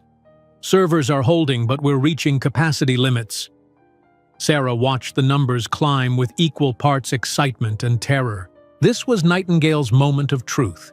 Succeed, and they would cement their place in the industry. Fail, and they might never recover from the public embarrassment. "Add the backup cluster," she ordered, authorizing the emergency expenditure they'd prepared for this scenario. For 12 hours, the team worked continuously, scaling systems, optimizing code, and keeping the platform stable as millions of Leona's fans created accounts and purchased the album. By midnight, they had processed more transactions than in Nightingale's entire previous existence. "We did it," Raj announced finally, allowing himself to collapse into his chair. Not a single minute of downtime. The following morning, Sarah awoke to a flood of notifications. Nightingale had reached #1 in the App Store. Leona's album was breaking streaming records. And most significantly, music publications were leading with headlines like, "The Label Killer, How Nightingale is Rewriting Music Industry Rules." Sarah's phone rang as she was reviewing the overnight reports. It was Ethan's piano instructor. "Ms. Walker, I'm calling about Ethan's composition for the fall showcase," the instructor began. "He's submitted a symphonic piece that's frankly beyond what we typically see from students his age. It would require a full orchestra." "Is that a problem?" Sarah asked, concern creeping into her voice. "Not a problem, but an opportunity.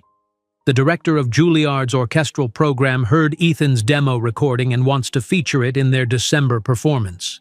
This is unprecedented for a pre-college student." As Sarah hung up, a notification appeared on her screen. A Fast Company alert featuring Nightingale's success with Leona's album. The article concluded, "Sarah Walker has proven that her artist-first approach isn't just idealistic rhetoric, but a viable business model that could transform how music reaches audiences." That evening, Sarah and Ethan celebrated both their successes with takeout pizza in their modest apartment. The Fast Company article was pinned to the refrigerator alongside the letter from Juilliard about Ethan's symphony. "I'm proud of you, Mom," Ethan said suddenly, his voice taking on the slight deepening of pre-adolescence. "For building Nightingale the way you wanted, not the way everyone said you should." Sarah smiled, reaching across to squeeze his hand. "And I'm beyond proud of you. Your symphony at Juilliard. That's extraordinary." As she placed the Fast Company article in a folder of significant Nightingale milestones, Sarah didn't realize that thousands of miles away, Richard Thompson was leafing through the same magazine on his private jet, stopping in surprise as he recognized the face of the ex-wife he had declared talentless next to the headline, "The Digital Music Revolutionary." Richard Thompson stared at the magazine in his hand, his knuckles whitening as he gripped the glossy pages.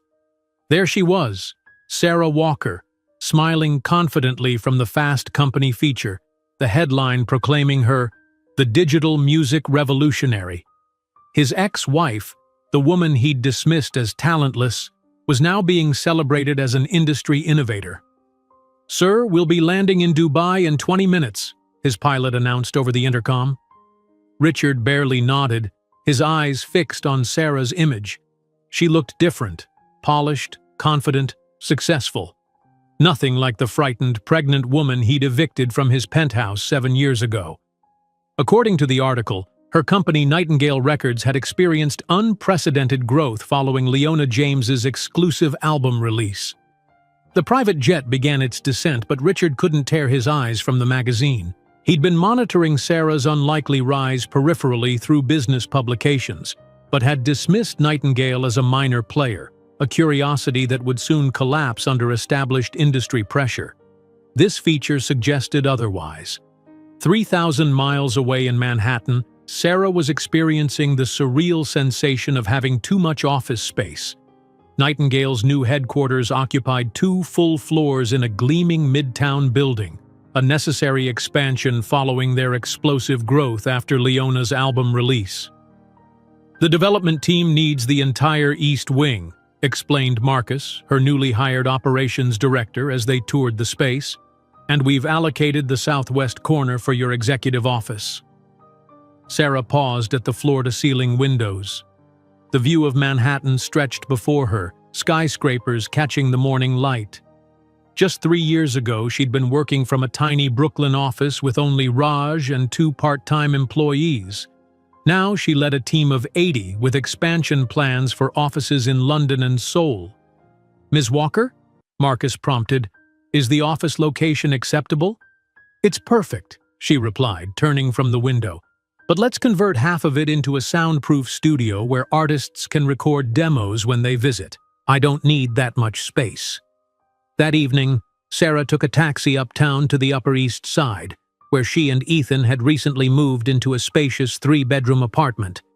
The doorman greeted her by name as she entered the elegant lobby, a far cry from the walk-ups and basement apartments of their past. "Mom, come look!" Ethan called the moment she opened the door. Now 12, he stood nearly to her shoulder, his lanky frame and aristocratic features increasingly reminiscent of Richard. He led her to the living room where a gleaming grand piano now occupied the corner space that had been empty that morning. "It was delivered this afternoon," Ethan explained, his eyes bright with excitement. "The card says it's from Juilliard, a scholarship gift for the most promising young composer in our program." Sarah ran her hand over the polished ebony surface, momentarily speechless. This instrument cost more than her entire annual income during those early struggling years. "You've earned this," she said finally, embracing her son. "I'm so proud of you." Later that night, after Ethan had gone to bed following hours at his new piano, Sarah sat in their living room with a glass of wine, reviewing the latest Nightingale metrics on her tablet. The platform now hosted over 12,000 artists and nearly 4 million monthly active users. Fast Company had named her Innovator of the Year 2 months prior, and just last week, Forbes had requested an interview for a potential cover story. Success had come faster than she'd ever imagined, bringing security and comfort beyond what she'd dared to hope during those desperate early days. Yet beneath the professional triumph lay a more personal satisfaction. She had proven Richard wrong in every conceivable way. The following morning brought news that the Forbes piece would indeed be the cover story. "They want to photograph you at the office and with Ethan if that's comfortable," her publicist explained. "They're framing it as the woman revolutionizing how artists get paid." The photo session took place the following week. Sarah, dressed in a tailored Alexander McQueen suit, a far cry from the threadbare clothes of her basement apartment days, posed confidently in Nightingale's sleek headquarters. The photographer directed her through various setups, examining analytics on a large screen, conferring with her executive team, standing thoughtfully by the window with Manhattan spread below. "Beautiful," the photographer praised. "You project strength without arrogance. It's refreshing." Later, They photographed Sarah and Ethan at a piano in Nightingale's studio space, his fingers poised over the keys as she looked on with pride. At 12, Ethan was already gaining recognition in classical music circles. His first symphony had been performed by the youth orchestra at Lincoln Center, and he was working on his second, more ambitious composition. When the Forbes issue was published 3 weeks later, the cover exceeded Sarah's expectations. Under the headline, "From Homeless to Hotshot: How Sarah Walker Built a $800 million Music Empire," she appeared confident and serene, the Manhattan skyline visible through the window behind her. The article detailed Nightingale's meteoric rise and Sarah's unconventional journey, though she had been careful to keep Richard's name out of her narrative, referring only to a difficult divorce that left her pregnant and homeless. The piece concluded with industry analysts predicting Nightingale would reach unicorn status, a billion-dollar valuation, within the year. As 2019 began, Sarah faced a new challenge: competing acquisition offers. Apple, Spotify, and Google had all expressed interest in purchasing Nightingale, with preliminary offers ranging from $1 to $3 billion. "This is what success looks like," her board chairman said during a closed-door meeting. "Building something valuable enough that the giants want to buy it." Sarah listened to the acquisition arguments with growing unease. The numbers were staggering. She could become a billionaire overnight, securing Ethan's future and validating her business acumen to the world. Yet selling Nightingale felt like betraying its founding mission. "I appreciate the perspective," she said finally, "but I built Nightingale to be different, to serve artists rather than exploit them. I'm not convinced these potential acquirers share that vision." Her resolve was tested 2 weeks later when Apple increased its offer to $5 billion. For 3 sleepless nights, Sarah wrestled with the decision, making lists of pros and cons, consulting trusted advisors, and ultimately sitting alone on her balcony overlooking Central Park, asking herself what success truly meant. On the 4th morning, she called an emergency board meeting and announced her decision.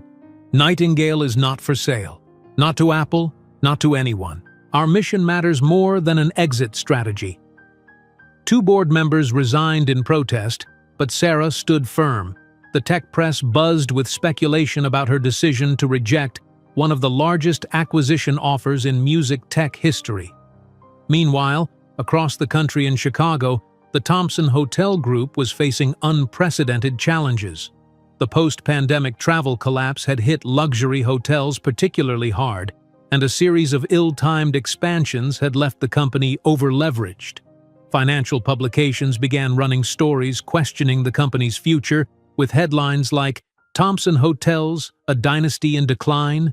Richard Thompson, now divorced from his second wife following a tabloid-worthy scandal involving his executive assistant, found himself fighting to preserve his family legacy. The irony wasn't lost on him that while his empire teetered, Sarah Walker's creation flourished, her face appearing regularly in business publications that once featured only him. His fascination with her success became an obsession. He set Google alerts for her name, subscribed to publications that might feature her, and even directed his assistant to compile reports on Nightingale's business developments. During particularly difficult board meetings, he would find himself wondering how Sarah had managed to build something so valuable from nothing while he struggled to maintain what had been handed to him. One evening, after a particularly brutal day of refinancing negotiations, Richard found himself studying photos of Ethan from a recent feature on young musical prodigies. The boy, now 13, had composed a symphony that was being performed by the Chicago Symphony Orchestra's youth program. In the accompanying photo, Ethan sat at a piano, his profile hauntingly familiar, the same jawline Richard saw in childhood photos of himself, the same intense concentration in his eyes. Richard called for his driver and traveled to the Symphony Center, purchasing a ticket to the performance under an assumed name. From the back of the auditorium, he watched as his biological son conducted his own composition, the audience responding with a standing ovation. The program noted that Ethan Walker was the youngest composer ever featured in the CSO Youth Series. Afterward, Richard lingered outside, watching from a distance as Sarah and Ethan emerged, surrounded by well-wishers. The boy was tall for his age, with Richard's bearing but softer features that must have come from Sarah. She looked elegant in a simple black dress, accepting compliments on Ethan's behalf with gracious modesty. Something tightened in Richard's chest. Regret, perhaps, or the belated recognition of what he had carelessly discarded. He had rejected them both, certain they had nothing of value to offer his world. Now they moved in rarefied circles on their own merit, while his carefully constructed life showed cracks in its foundation. The following week, Richard hired a private investigator to compile a comprehensive report on Sarah and Ethan. The dossier arrived 3 days later. Photographs, press clippings, public records, and background information that painted a picture of their lives since he had expelled them from his. The investigator's clinical summary struck Richard like a physical blow. Subject EW demonstrates exceptional musical ability consistent with prodigy classification. Currently enrolled at Juilliard pre-college program with full scholarship. Compositions performed at Carnegie Hall, Lincoln Center, and Kennedy Center. Subject SW has built Nightingale records from startup to industry disruptor valued at approximately $9 billion. Recently declined acquisition offer of $5 billion from Apple Inc. That night, Richard stood at the window of his Chicago penthouse, a glass of scotch in hand, staring at the city lights below. Everything he had assumed about Sarah and her capabilities had been catastrophically wrong. The woman he had dismissed as talentless and insignificant had built something more valuable than anything he had ever created, while raising a son of extraordinary ability, a son who should have carried the Thompson name. The Forbes magazine with Sarah's cover story lay open on his desk. In the photo, she looked directly into the camera with quiet confidence, a woman who had nothing to prove and no one to impress. Richard traced the outline of her face with his finger, wondering how he could have been so blind to her potential, so casually cruel in his dismissal. As 2020 arrived with the chaos of a global pandemic, Nightingale thrived while traditional music industry models collapsed. With concerts canceled worldwide, artists turned to digital distribution as their primary revenue source, and Nightingale's artist-friendly terms attracted thousands of new creators to the platform. Sarah, now working from the Upper East Side penthouse she had purchased as a pandemic refuge for her family, watched Nightingale's valuation soar past $3 billion. Meanwhile, Ethan, 15 and already accepted early to Juilliard's undergraduate program, composed music that critics described as transcending his years. When the invitation to the American Business Awards arrived in Sarah's email, she hesitated before accepting. The gala at the Metropolitan Opera House would mark her first major in-person event since the pandemic restrictions had eased. As a nominee for Businesswoman of the Year, her attendance was expected, but something about the event triggered an uneasiness she couldn't identify. The guest list, when it arrived 2 weeks before the ceremony, explained her intuition. Among the hundreds of names of business leaders and influencers, one stood out like a flare in darkness: Richard Thompson, representing Thompson Luxury Hotels. Sarah stared at the name, a complex surge of emotions washing over her. 15 years had passed since he had cruelly expelled her from his life. 15 years of struggle, determination, and ultimately, triumph. Now fate had arranged for their paths to cross at the precise moment of her greatest professional recognition. As Sarah prepared for the gala in her penthouse, selecting a custom Versace gown and subtle diamond jewelry, she realized with sudden clarity that she felt no fear at the prospect of seeing Richard again, only a calm certainty that the universe had a peculiar sense of justice. At that moment, thousands of miles away, Richard Thompson was leafing through the same magazine on his private jet, stopping in surprise as he recognized the face of the ex-wife he had declared talentless next to the headline, "The Digital Music Revolutionary." The name on the guest list seemed to glow against the stark white background of Sarah's tablet. Richard Thompson. She stared at it, her finger hovering above the screen as if the name might somehow disappear if she touched it. After 15 years, their paths would intersect in the most public of settings, the American Business Awards at the Metropolitan Opera House. "Is everything okay?" Melissa, her assistant, asked from the doorway of Sarah's office. Sarah looked up, composing her expression into professional neutrality. "Yes, just reviewing the final guest list for tomorrow night." After Melissa left, Sarah allowed herself to lean back in her chair, memories flooding back unbidden. The night Richard had thrown her out, the months of struggle that followed, the leaky basement apartment, the hunger, the fear. Each memory now seemed like scenes from someone else's life, painful but distant, like watching a film about a stranger's hardships. She closed her tablet and gazed out at the Manhattan skyline from her corner office.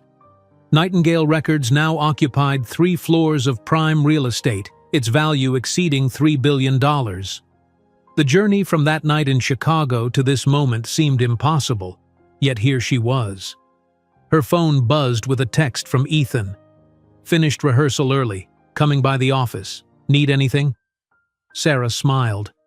At 15, Ethan had grown into a remarkable young man, talented, thoughtful, and mercifully unaware of the truth about his father.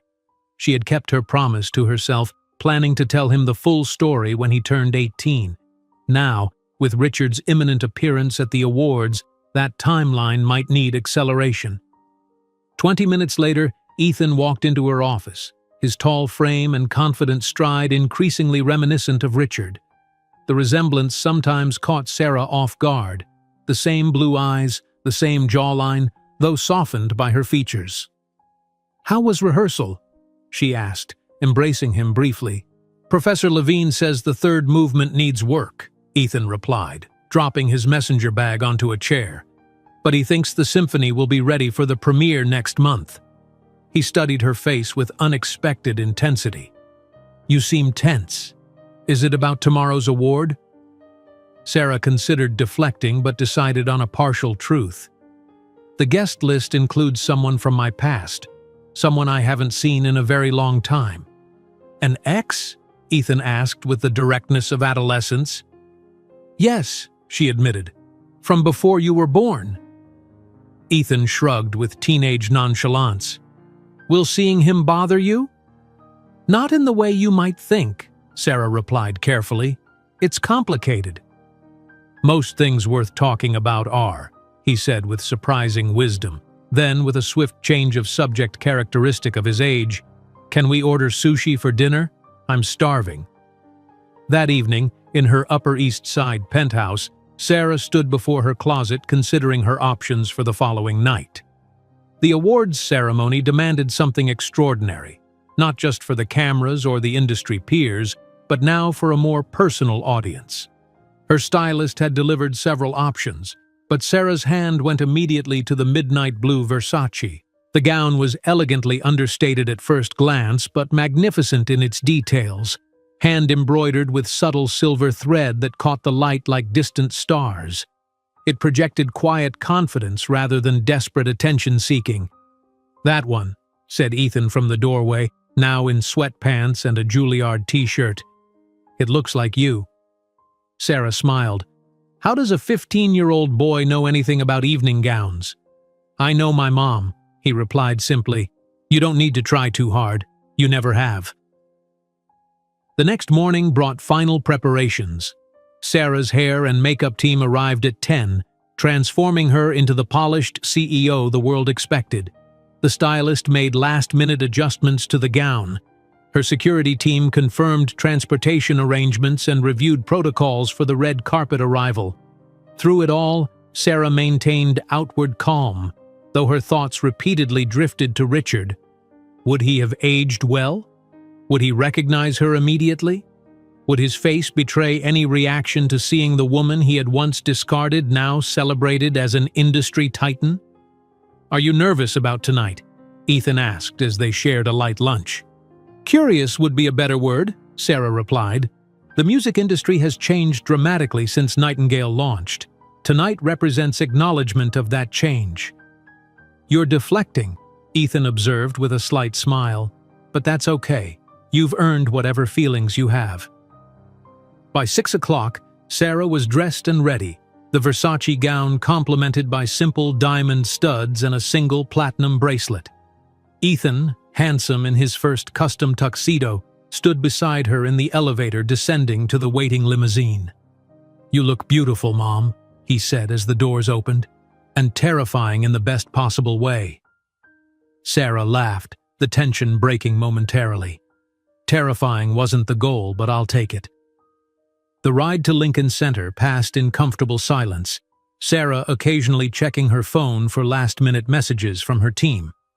As the limousine approached the Metropolitan Opera House, the flashing lights of photographers became visible through the tinted windows. "Remember, you don't have to answer any questions you don't want to," Sarah reminded Ethan. "Just smile and keep walking if you prefer." "I know," he replied calmly. "This isn't my first red carpet." The limousine stopped, and Sarah took a deep breath as her security detail opened the door. Instantly, the muted evening erupted into sound and light, photographers calling her name, reporters thrusting microphones forward, fans behind barricades cheering. "Sarah Walker, over here!" "Sarah, how does it feel being nominated for Businesswoman of the Year? Is it true Apple offered $5 billion for Nightingale last month?" Sarah navigated the chaos with practiced ease, answering select questions while guiding Ethan through the gauntlet with a protective hand on his back. His height now matched hers in heels, a fact that continually surprised her. Inside the opulent lobby, the noise diminished to a sophisticated murmur as business elites networked over champagne. Sarah accepted a flute from a passing waiter, scanning the room automatically for familiar faces, industry colleagues, competitors, potential partners. And then, like a scene from a dream where time slows to an excruciating crawl, she saw him. Richard Thompson stood approximately 20 meters away, his back half turned to her as he conversed with a group of men in similar tuxedos. At 45, he remained handsome, though his once lean frame had thickened slightly, and his dark hair now showed distinguished touches of silver at the temples. Beside him stood a strikingly beautiful blonde woman, significantly younger, displaying an enormous engagement ring that caught the chandelier light with each animated gesture. Sarah felt a curious emptiness where she had expected emotion, neither vindication nor anger, just calm observation. This man had once defined her world, then shattered it. Now he seemed remarkably ordinary. As if sensing her gaze, Richard turned slightly, his eyes sweeping the room in a practiced social scan. When his gaze met Sarah's, the change in his expression was subtle but unmistakable. First confusion, then shock, then something more complex that settled into a pale mask of recognition. For several heartbeats, they simply looked at each other across the crowded space, 15 years of unspoken history suspended between them.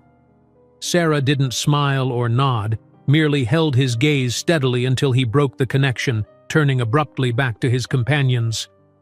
"Mom, that man is staring at you," Ethan whispered, having noticed the exchange. Sarah maintained her composure, though her heart raced with the knowledge that Richard had seen not only her, but also Ethan, the son he had rejected before birth, now standing tall beside her. "It's just someone I knew a long time ago," she replied calmly. "Nothing important." The announcement requesting guests to take their seats provided welcome interruption. Sarah was escorted to the front section reserved for nominees and special guests, while Richard, she noted peripherally, was seated several rows back, a subtle but clear indication of their respective positions in the current business hierarchy. Throughout the lavish dinner preceding the awards, Sarah engaged effortlessly with the prominent executives at her table, discussing Nightingale's latest innovations and the future of digital distribution. Occasionally, she felt Richard's gaze from across the room, but didn't acknowledge it. "The CEO of Spotify is trying to get your attention," Ethan murmured, nodding subtly toward a balding man 2 tables away who had been attempting to catch Sarah's eye. Sarah smiled and nodded in acknowledgement. He's been trying to arrange a partnership meeting for months." "And that's the guy from before, isn't it?" Ethan added casually, his eyes flickering briefly toward Richard's table. "The one who keeps looking over here." Before Sarah could respond, the lights dimmed and the master of ceremonies approached the podium to begin the awards presentation. "Ladies and gentlemen, welcome to the American Business Awards, celebrating excellence and innovation across industries." The ceremony proceeded with predictable elegance, video packages highlighting nominees, polite applause for winners, acceptance speeches carefully balanced between gratitude and self-promotion.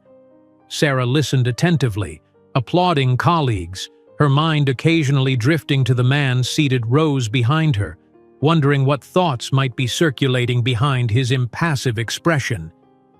"And now," announced the Master of Ceremonies, "we come to our final award of the evening, Businesswoman of the Year, recognizing not just extraordinary financial success, but innovation that redefines entire industries."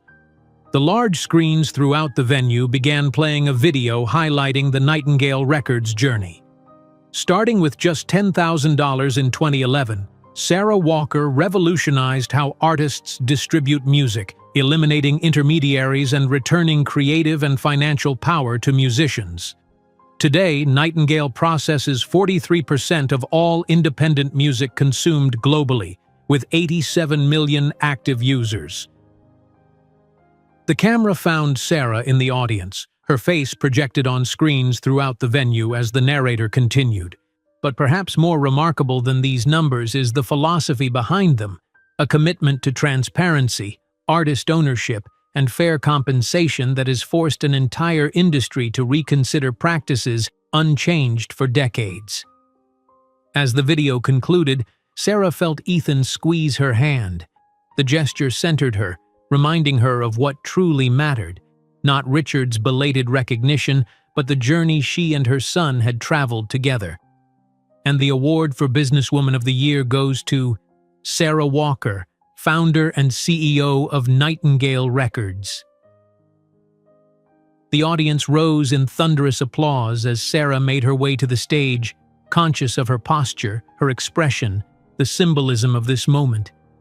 She accepted the Crystal Award with grace, taking a moment to gather her thoughts before addressing the audience. 15 years ago, she began, her voice clear and steady.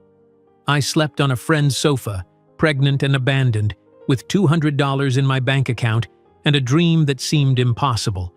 I was informed in unequivocal terms that my talent was mediocre, my vision insignificant, and my future without value." A hushed stillness fell over the audience, the unexpected personal revelation creating immediate intimacy in the vast space. This award belongs to every person who has been underestimated, discarded, considered insufficient. To every woman who has been told she doesn't belong in the rooms where decisions are made.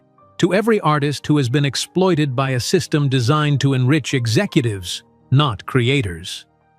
Her eyes found Richard's for the briefest moment before continuing, her voice gaining strength. Nightingale was born not from a desire for revenge, but from the conviction that there was a better way. We revolutionized the music industry not by breaking rules, but by creating new ones based on transparency, equity, and respect for creative talent. When Sarah concluded her speech, the ovation was deafening.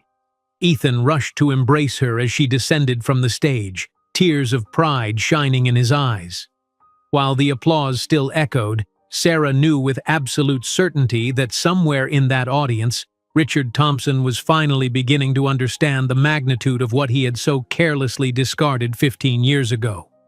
The post-award reception filled with the gentle hum of important conversations and the clink of crystal. Sarah circulated through the crowd, accepting congratulations with gracious nods, her Crystal Award temporarily entrusted to her assistant for safekeeping.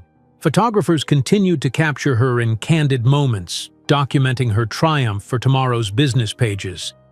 Ethan had disappeared momentarily toward the dessert table, leaving Sarah briefly alone when she felt a presence approach from behind. She knew who it was before turning, some primal sense recognizing him even after 15 years. Sarah. Richard's voice carried the same authoritative timbre she remembered, though now tinged with unmistakable nervousness. Congratulations on the award. Your success is extraordinary. She turned, meeting his gaze directly. The years had treated Richard well on the surface, his hair now distinguished with silver at the temples, his tuxedo impeccably tailored. Yet something in his eyes suggested strain beneath the polished exterior. "Richard," she replied with professional politeness, neither warm nor cold. "Thank you. How are the Thompson hotels? I heard about the bankruptcy proceedings in Chicago and Miami." The subtle jab landed precisely as intended. Richard swallowed visibly, his confident facade momentarily slipping.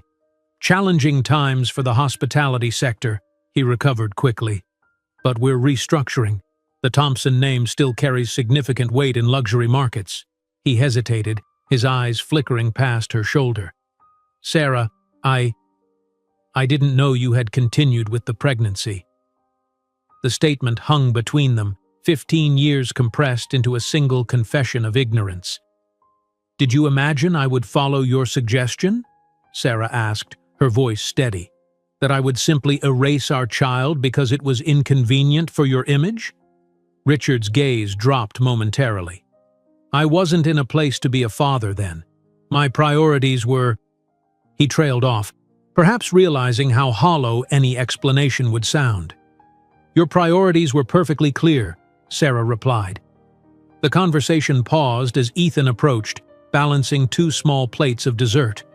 "Mom, they have that chocolate thing you like," he said, offering her one of the plates before noticing Richard. "Oh, sorry. I didn't mean to interrupt." Sarah's heart constricted, watching Richard's eyes widen slightly as he took in Ethan up close, the unmistakable Thompson features now impossible to deny. "You're not interrupting," she assured Ethan. "This is Richard Thompson, an old acquaintance. Richard, my son Ethan, first year at Juilliard, Department of Composition." Richard extended a hand that trembled almost imperceptibly. "It's a pleasure to meet you, Ethan. Juilliard is impressive for someone so young." "Thank you," Ethan replied with the polite disinterest of a teenager meeting one of his mother's business contacts, entirely unaware of the momentous nature of this introduction. Richard seemed physically unable to look away from the boy, his eyes cataloging each familiar feature. "He is extraordinarily talented, I imagine." "Symphony No. 3 being performed by the New York Philharmonic next month," Sarah responded, allowing a hint of maternal pride into her voice. "Tickets have been sold out for weeks." Richard nodded, visibly struggling to maintain composure. "I always appreciated classical music, though I lack the talent to create it." The words seemed directed at Ethan, a desperate attempt to establish some connection. "Most people do," Ethan replied without arrogance, simply stating fact. "Creating music requires technical skill and emotional intelligence in equal measure." Before Richard could respond, a striking blonde woman in her early 30s approached, slipping her arm possessively through his. "Darling, you disappeared," she pouted, her gaze curious as she assessed Sarah and Ethan. "Cassandra, this is Sarah Walker, CEO of Nightingale Records," Richard introduced mechanically. "Sarah, my fiancée, Cassandra Pierce." Recognition flashed across Cassandra's perfectly maintained features. "The Sarah Walker? Forbes said you turned down a $5 billion offer from Apple." $6 billion, actually," Sarah corrected gently. "But Nightingale isn't for sale. Our mission matters more than an exit strategy."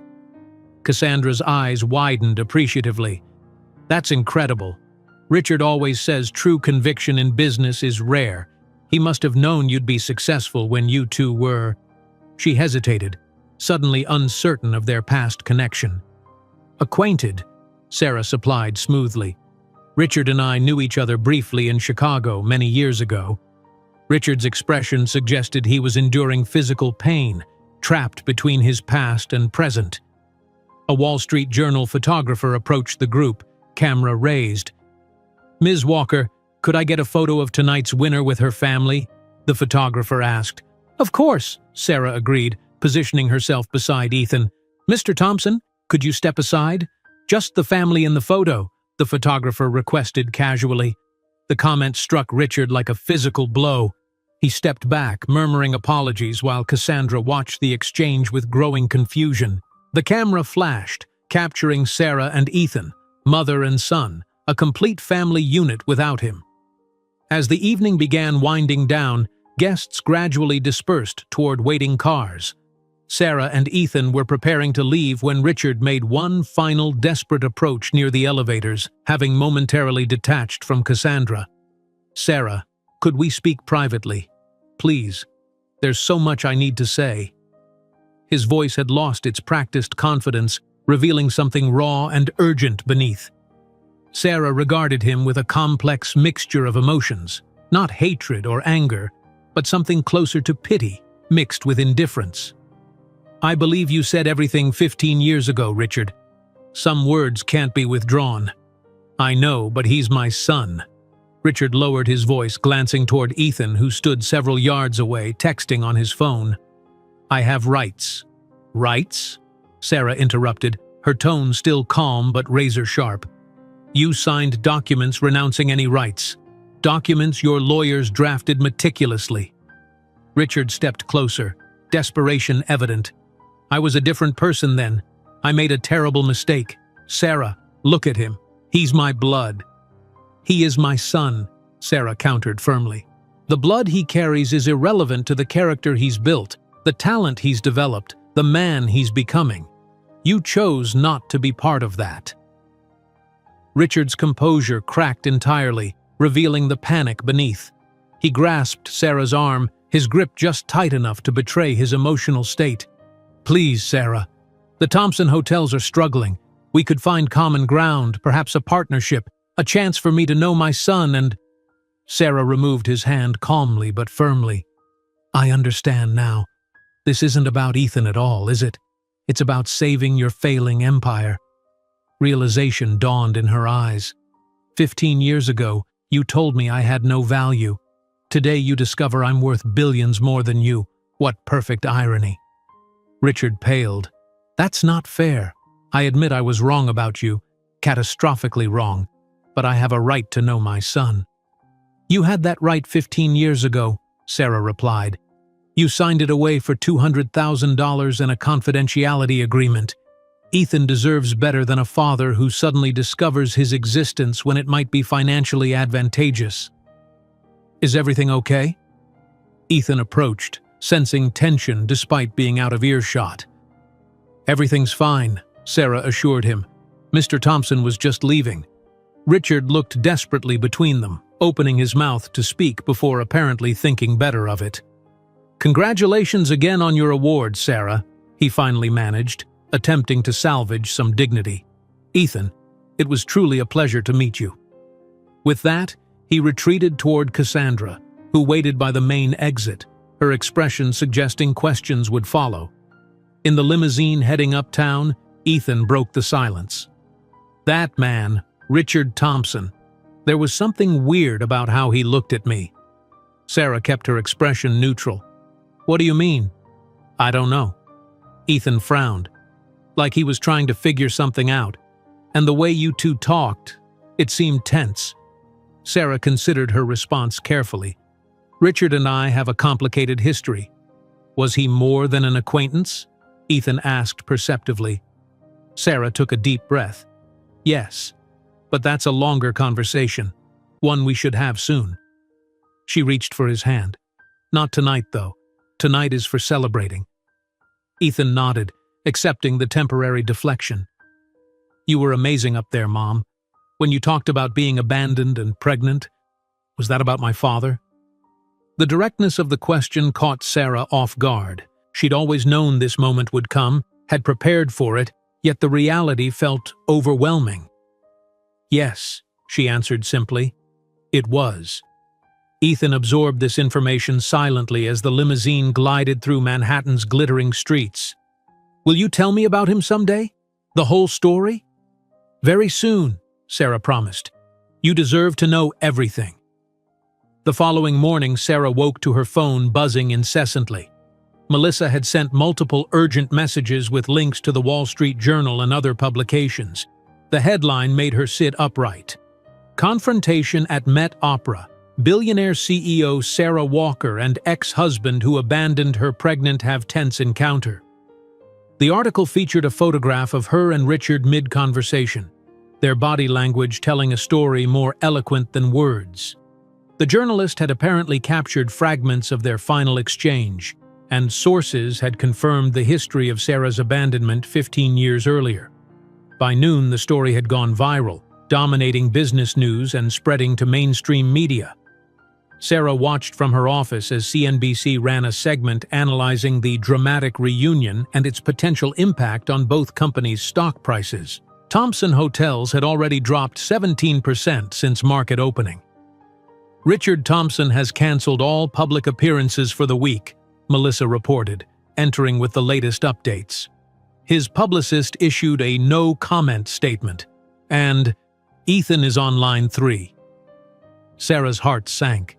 She had hoped to control the narrative, to tell Ethan on her own terms. Now that choice had been taken from her.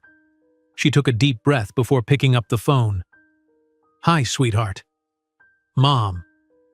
Ethan's voice sounded strange, controlled and distant. "I'm seeing the news. That man, Richard Thompson, is my father?" Sarah closed her eyes briefly. "Yes. I was planning to tell you when you turned 18. I'm sorry you had to find out this way." Silence stretched between them, heavy with unasked questions.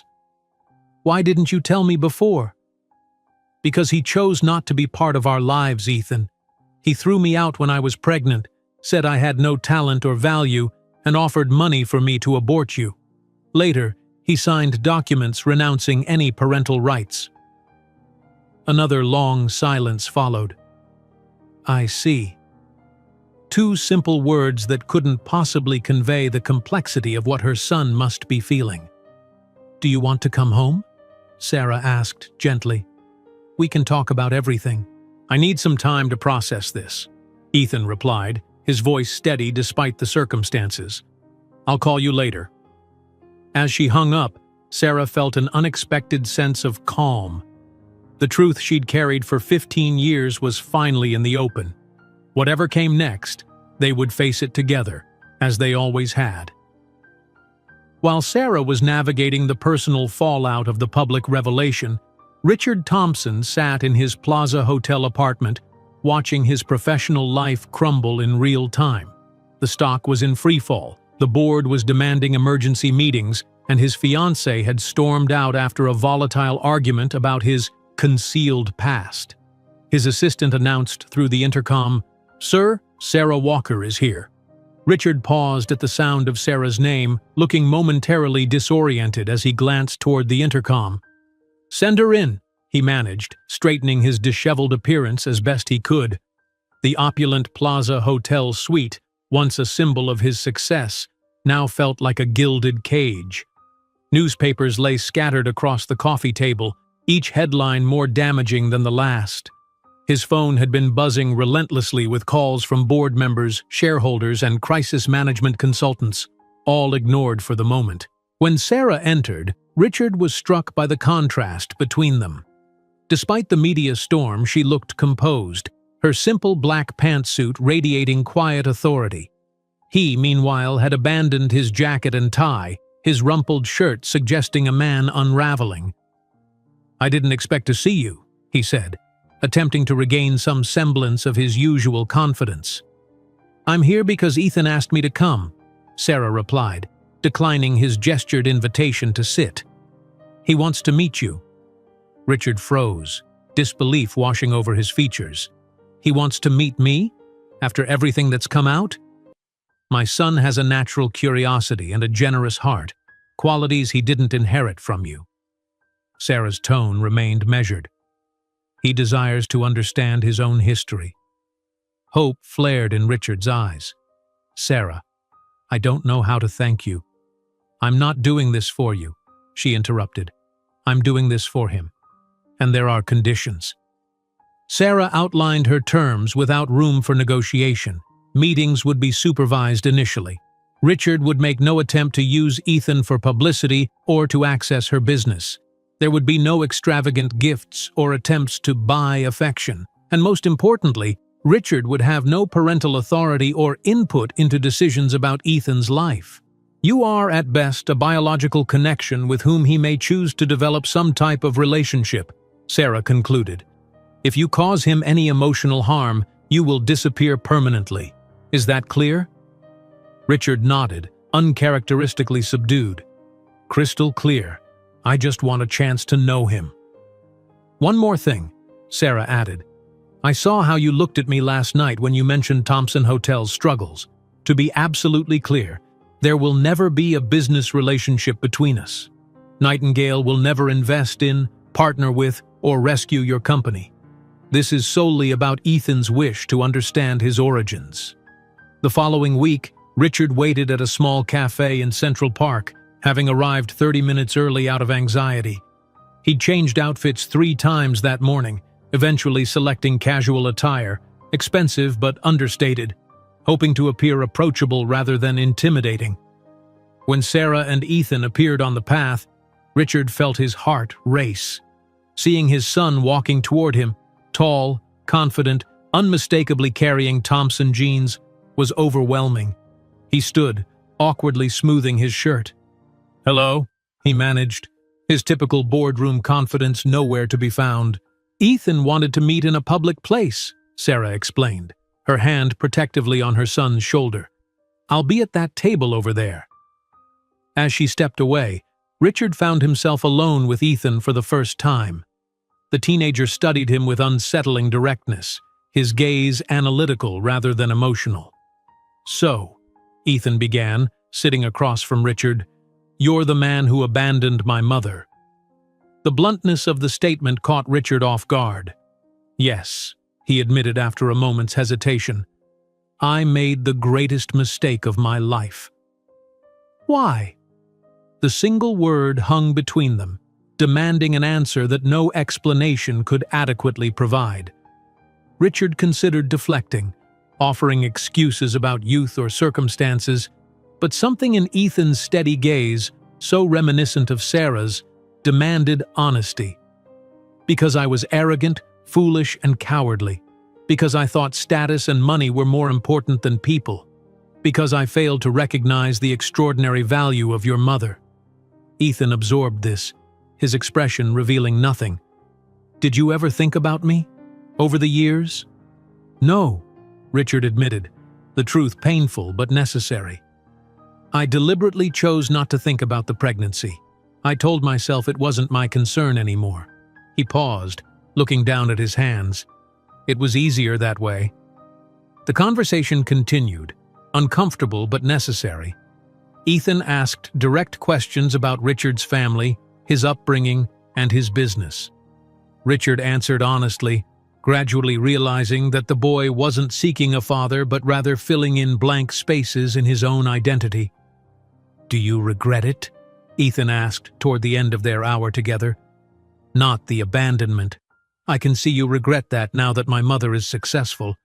I mean, do you regret not knowing me all these years?" The question pierced Richard's carefully constructed narrative. "Yes," he whispered, surprising himself with the depth of emotion behind the word. "More than you can imagine." As Ethan prepared to leave, he hesitated. "I don't know if I want to see you again. I need to think." Richard nodded, fighting disappointment. "I understand.